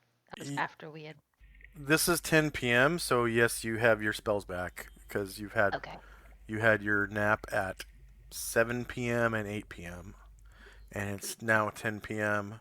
on the 16th. So 10 p.m. September 16th. Our hill's gonna perch in one of these little ad trees. Those are like bushes. It's like cattails, basically. Never mind. There's sadder trees than I thought.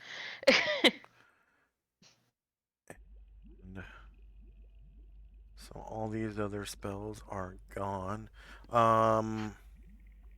And go ahead and re-roll your cat's graces because they would have been Yeah. Oh, redone. yep.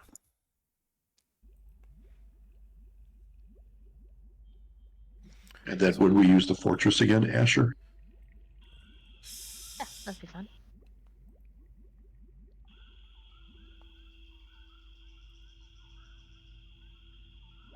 First Shandrak.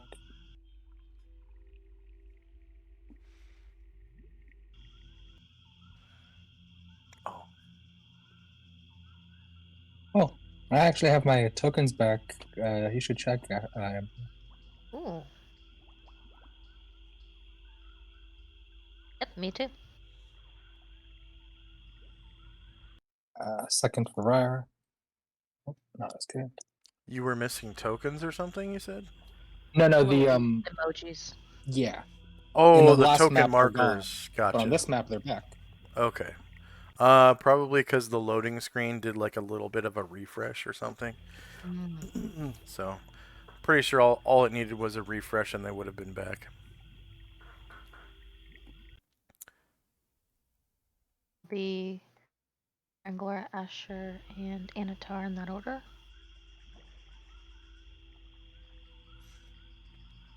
And did you say that you're using the tower? Yes, please.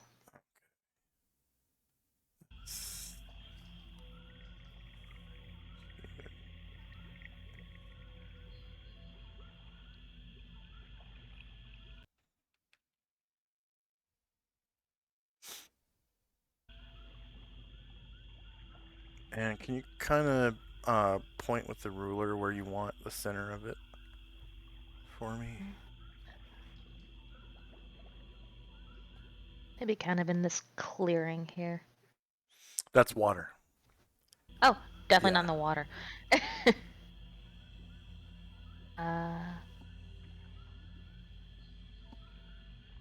Are we on like the only kind of land? Big. Yeah, the only big land. There's like rocks I guess sticking like out of the water. here-ish, but obviously we would move people before. Yeah.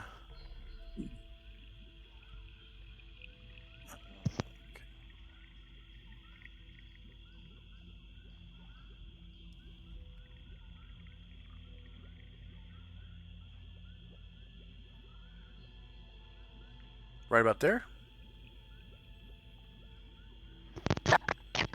1 second.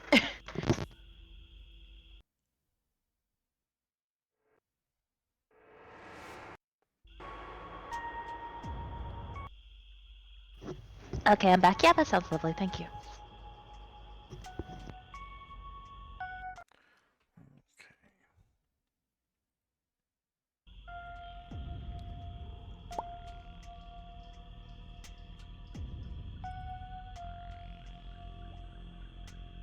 And this part of the swamp is noticeably more dreary and like depressio.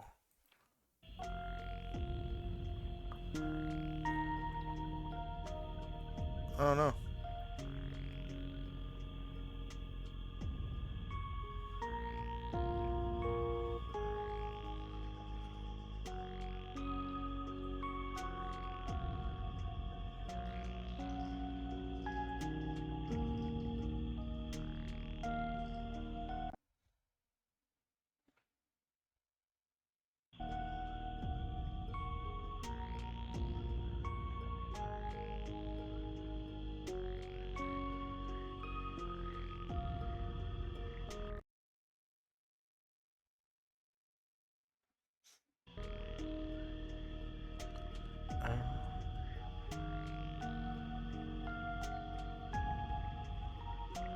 Trying to open up the door.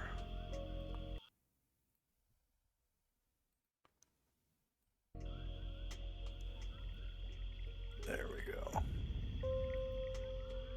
Should be able to put your tokens inside. What the hell? Asriel just he walks up to the wall, becomes ethereal, goes on through the wall and inside the tower. Ah, I don't see his token.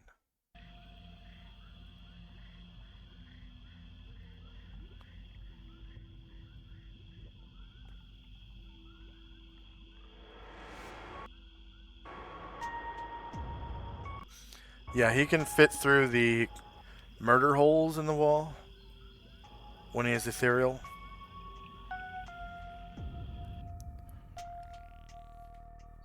Everybody else takes the more traditional method of entering. Mm-hmm.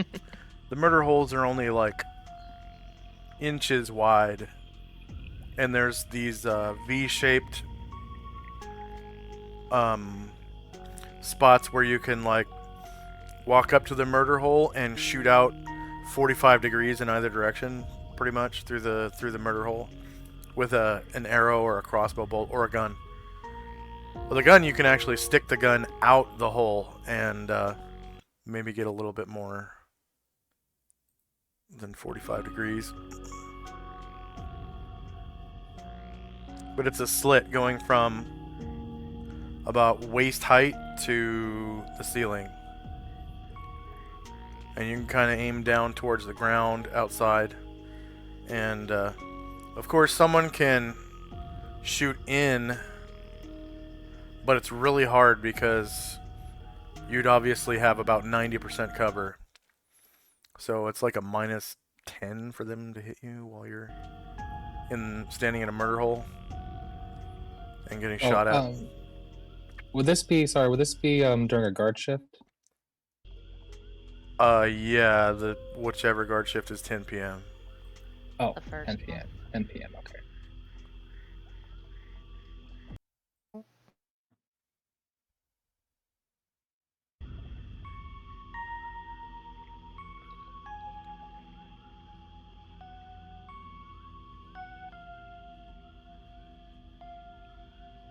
Okay, is everyone set?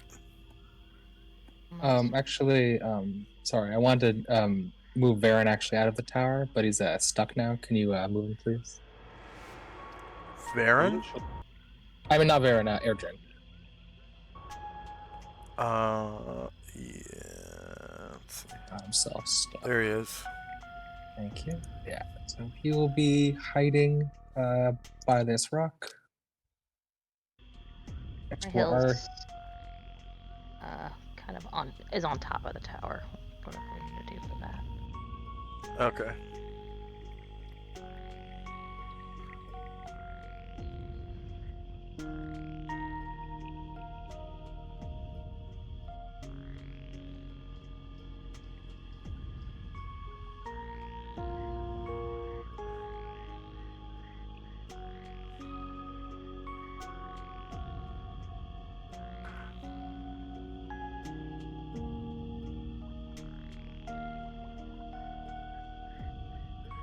Is everyone all set?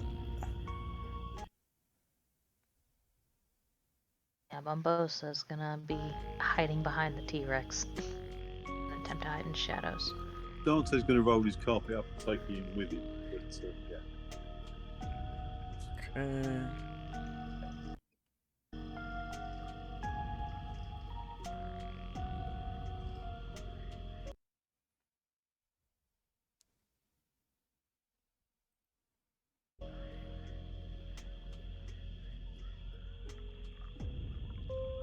Asher's gonna kinda.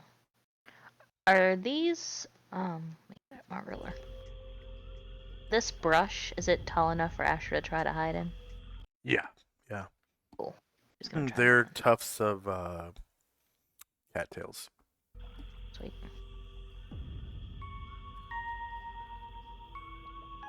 And then I think I'm okay. Oh, actually, yeah, I forgot. Shandrak, he can also hide in shadows, so he will do that as well. Over by this rock. I can see pretty well. I don't know if you've adjusted the daylight. Oh, thank you.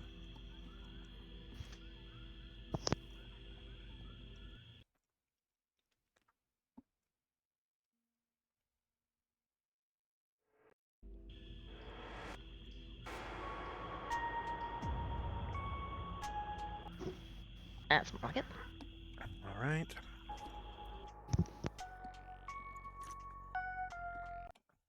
Where's Shandrak? He's on the east side of the rock next to the T-Rex. Okay.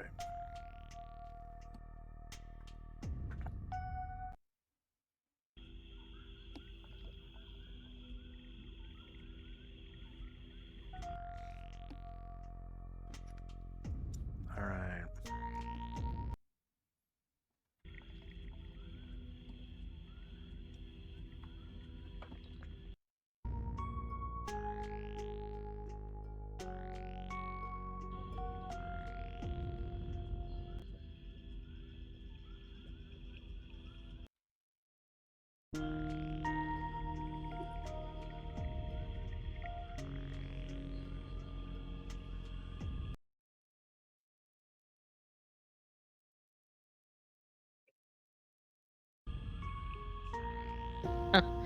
Two out of the three cat's graces, I rolled the same thing.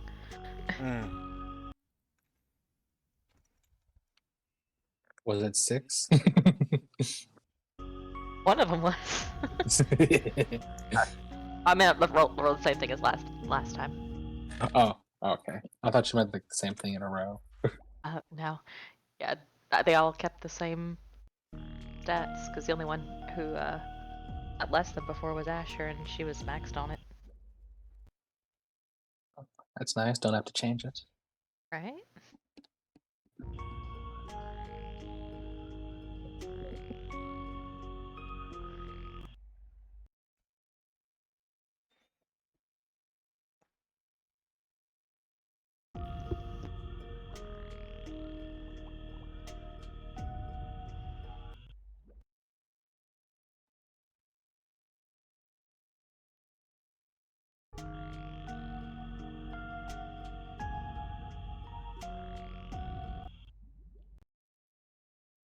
All right.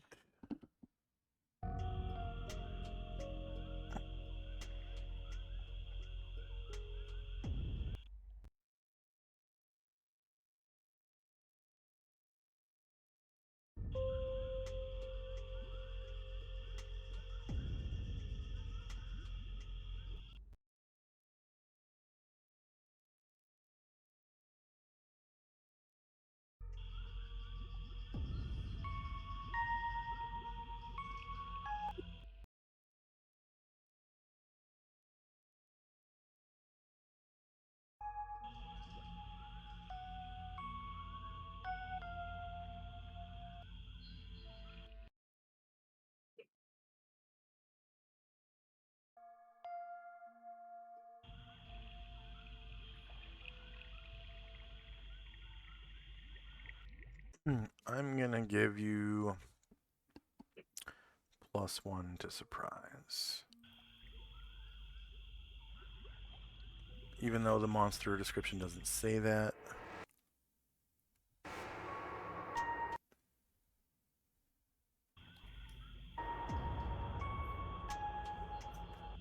Wow. Okay. I rolled a natural 1. So even with the +1, it's still below 3. So only people who are never surprised can act this round. It's gonna be a surprise round. Oh, you know what? You actually managed to get the drop on them.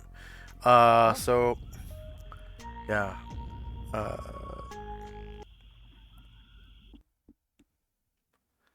counter distance. Both groups surprised.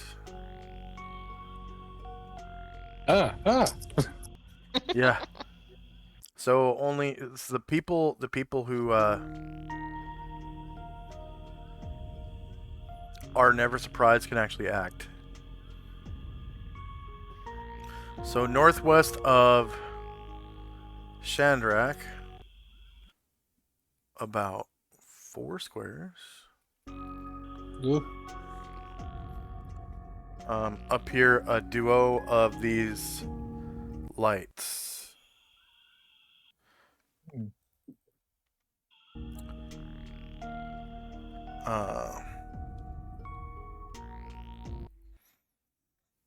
So They resemble a hovering ball of fire.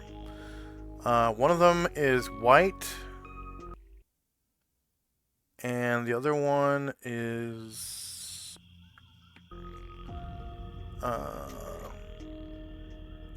it's like a bluish color.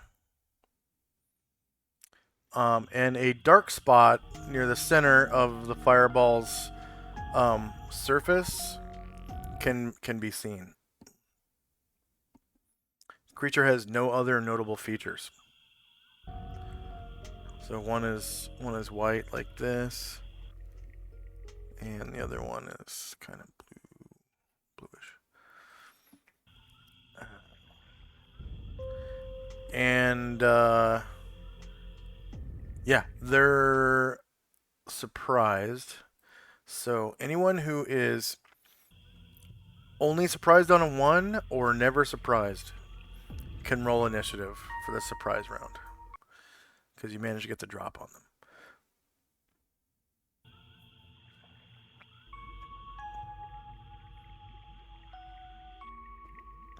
So I think that's like Tenzi and Ashriel.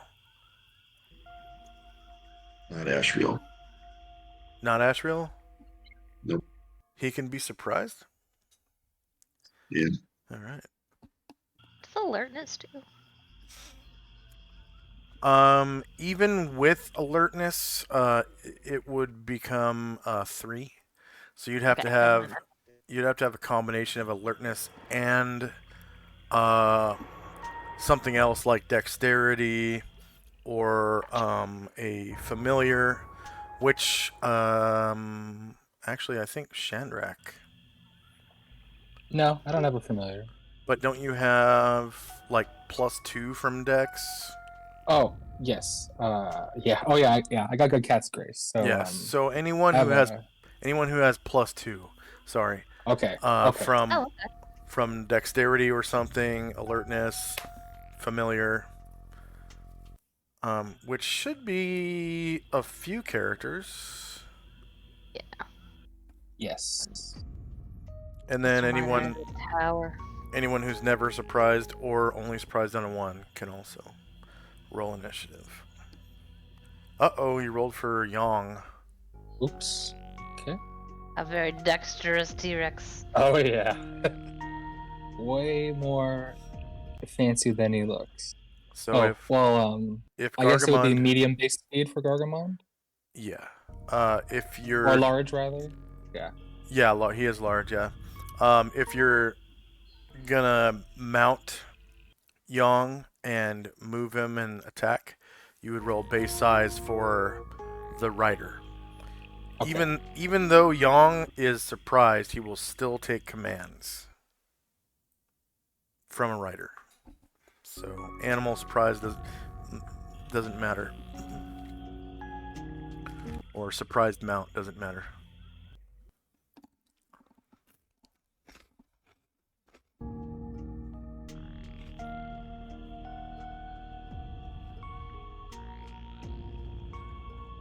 All right, anyone else?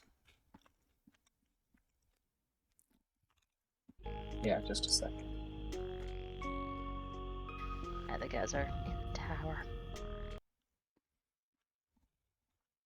On campfire tales. Oh, so is it only people in the town, so outside the town that roll initiative? It's only people who have +2 reaction adjustment from dexterity, or a combination of that with uh, successful alertness check, if you have it, Oh. or a familiar. So any of those things, they just have to add up to 2 or more. Alright.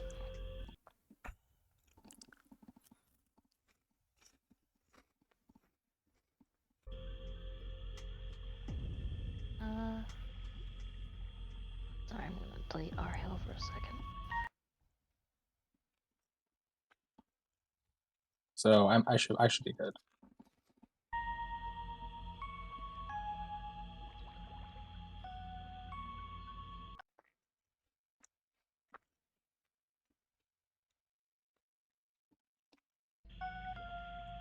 All right, anyone else? All right, here we go. This is your surprise round. You can only do one thing. One attack, one spell, one magic item, etc., etc. Time now is 10 p.m. September the 16th. First up is Antar. Looking out the murder hole and seeing the lights, he's gonna leap to his feet and he's going to jog.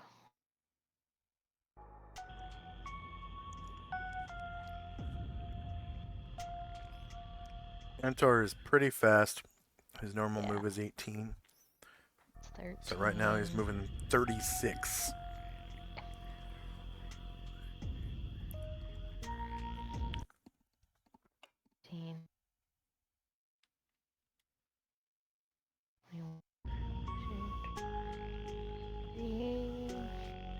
I'll stop him here. Could get closer, but we'll chill.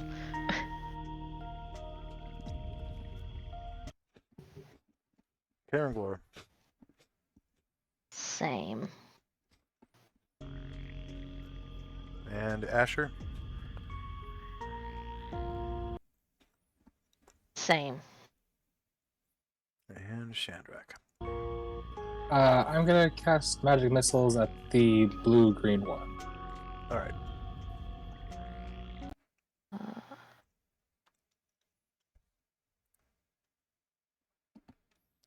All right. So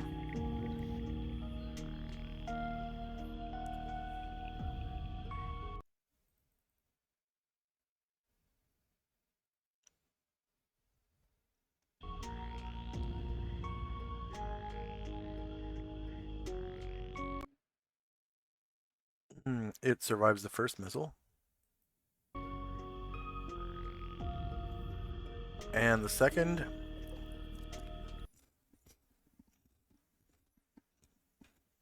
And the third. And the fourth.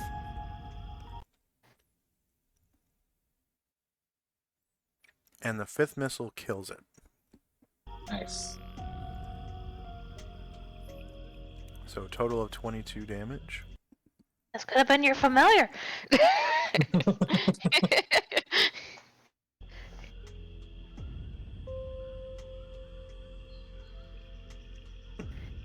And next up is Dante. He's casting Sanctuary on himself. All right.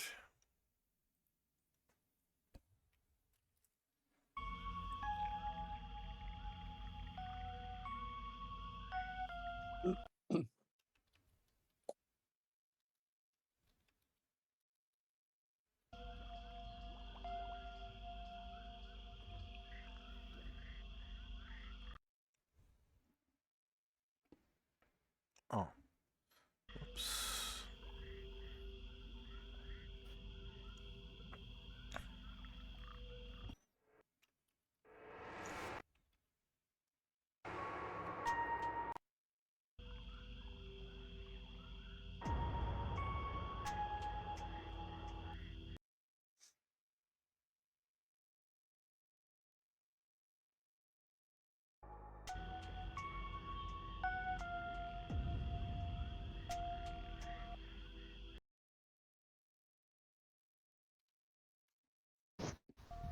All right.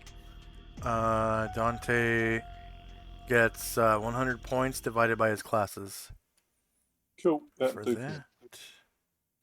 And Gargamond. Gargamon will call out Yong and have his head come down to mount him. Actually, now since he's so skilled, can he just leap onto him? Yeah. Are you gonna move, Yang? Yes, if I can. All right. Go ahead and roll a check. The riding check? Writing check. Yeah. The dinosaur riding check. .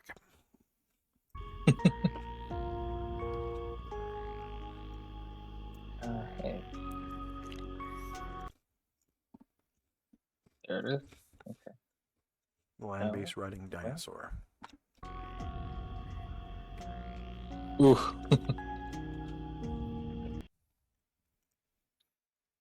Oh. I'm just gonna make sure that you programmed that correctly. Because riding does give you a +3. Yeah, I did put the +3. Gargamon's Okay. not very wise. Yeah. Okay. What? So you're able to mount, but Young's just not doing what you say right now. Okay. Erdrin. Erdrin, seeing something glowy like that, I think he's going to spend the turn unloading his shot and loading in a silver bullet.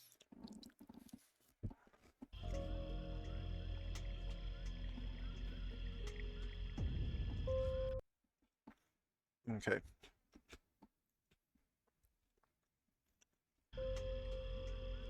Tenzi.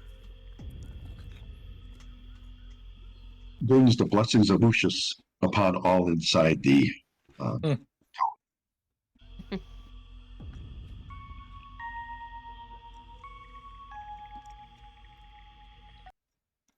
So the bless spell.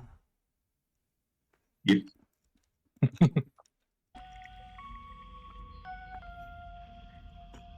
All right.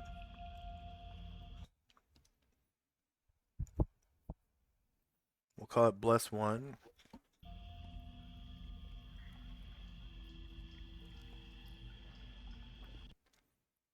And what's the duration on it? 6.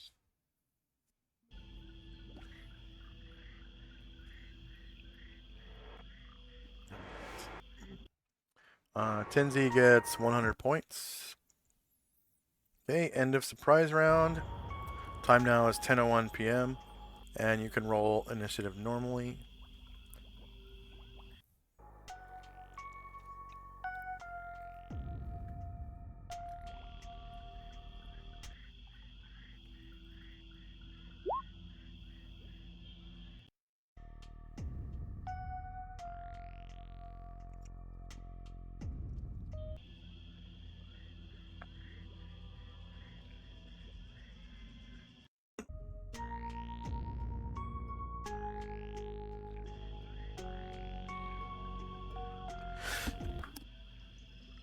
And actually, just to save us the pain in the ass, this monster, it's called a Shinengaki, floats to the ground in submission.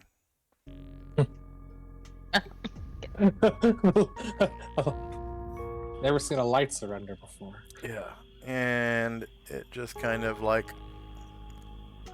places itself at Shandrak's feet. Pulsing white. Yeah, it looks like this.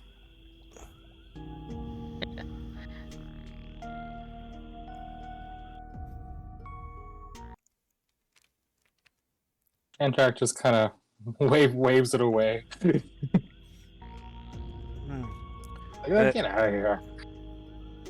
It kind of takes the hint. Does anyone want to pursue it or try to kill it? I don't know for sure it's evil, so I don't guess so.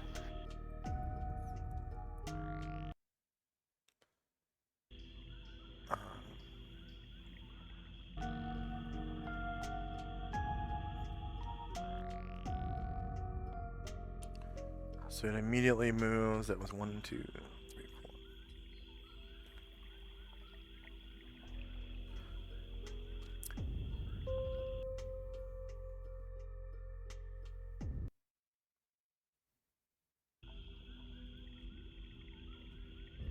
So it's off in the darkness at least.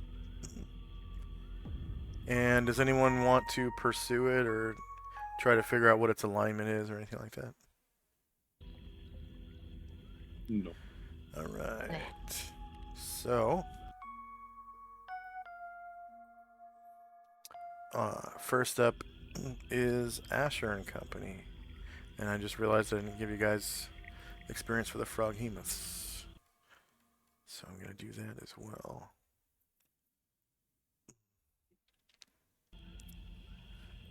Okay. Froghemoths are worth quite a bit. They're 21,000 a piece.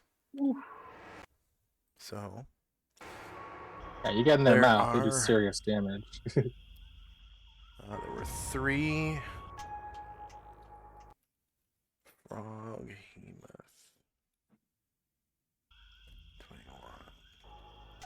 21,000 points. 4 player characters. Asher, how many NPCs do you have that earn XP? 6. 6. And then Tenzi 2. and Shandrak. 3 NPCs. So that's 11.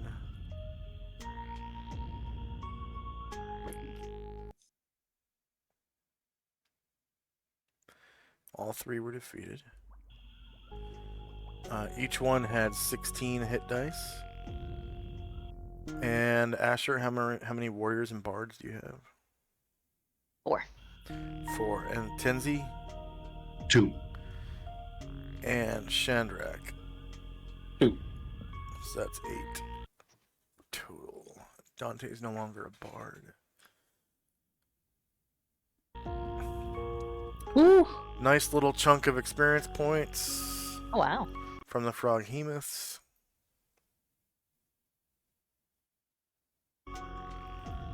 And these are Shinengaki.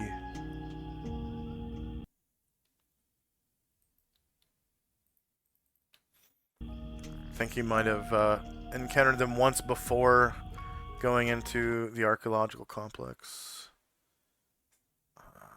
They're worth 1,400 each.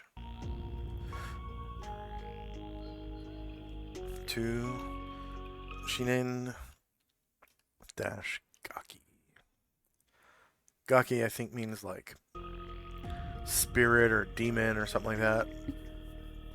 So there's different kinds of demons.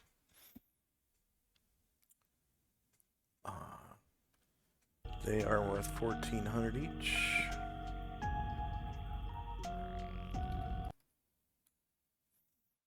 Number of player characters is 4. NPCs who earn XP is 11.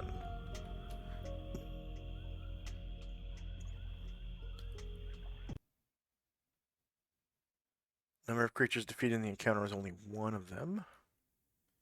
And hit dice per creature is 4. Warriors and Bards was 8. So no XP from hit dice from them. But you get a little bit of a chunk of experience.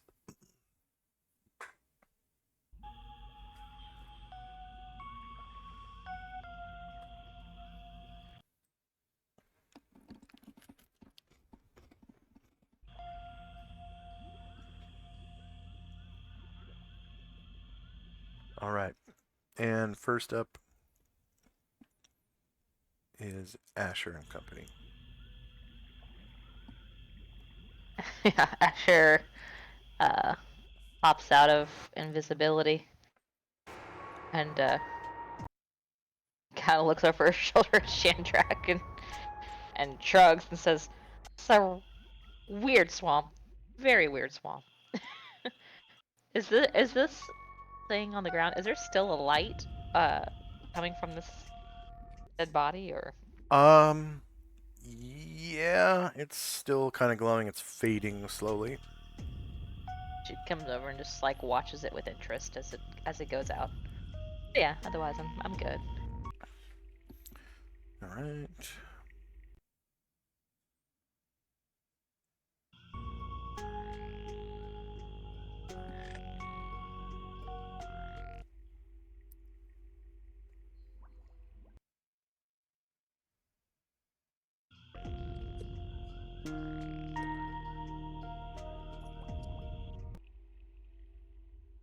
And it just sort of, it's like a flame, small flame. And it just kind of dies down. and the flame gets ever smaller around the small black spot that you could see on it before. And once the fire goes out, nothing solid is left. It's just there's nothing. There's no solid black spot. That was a void in the flame.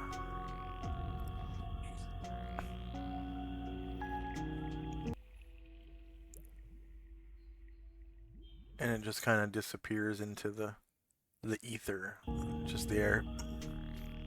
Anything else for Asher and Company? I'm good. All right. Shandrak and Company. All right. Yeah, Shandrak. Just look over to Asher and says like, well, so that was a surprise, but not as bad as the frog, that's for sure. She kind of chuckles and says, "Yeah, it looks like threw a couple of those magic light thingies at it, and it was and yeah, it didn't take much. It's Nice only job." it's only a prelude, though. She looks around. You think there's more? Well, hopefully not. But yeah, I guess we should get back on the guard watch in case any others want to come around. I have a token that you might be interested in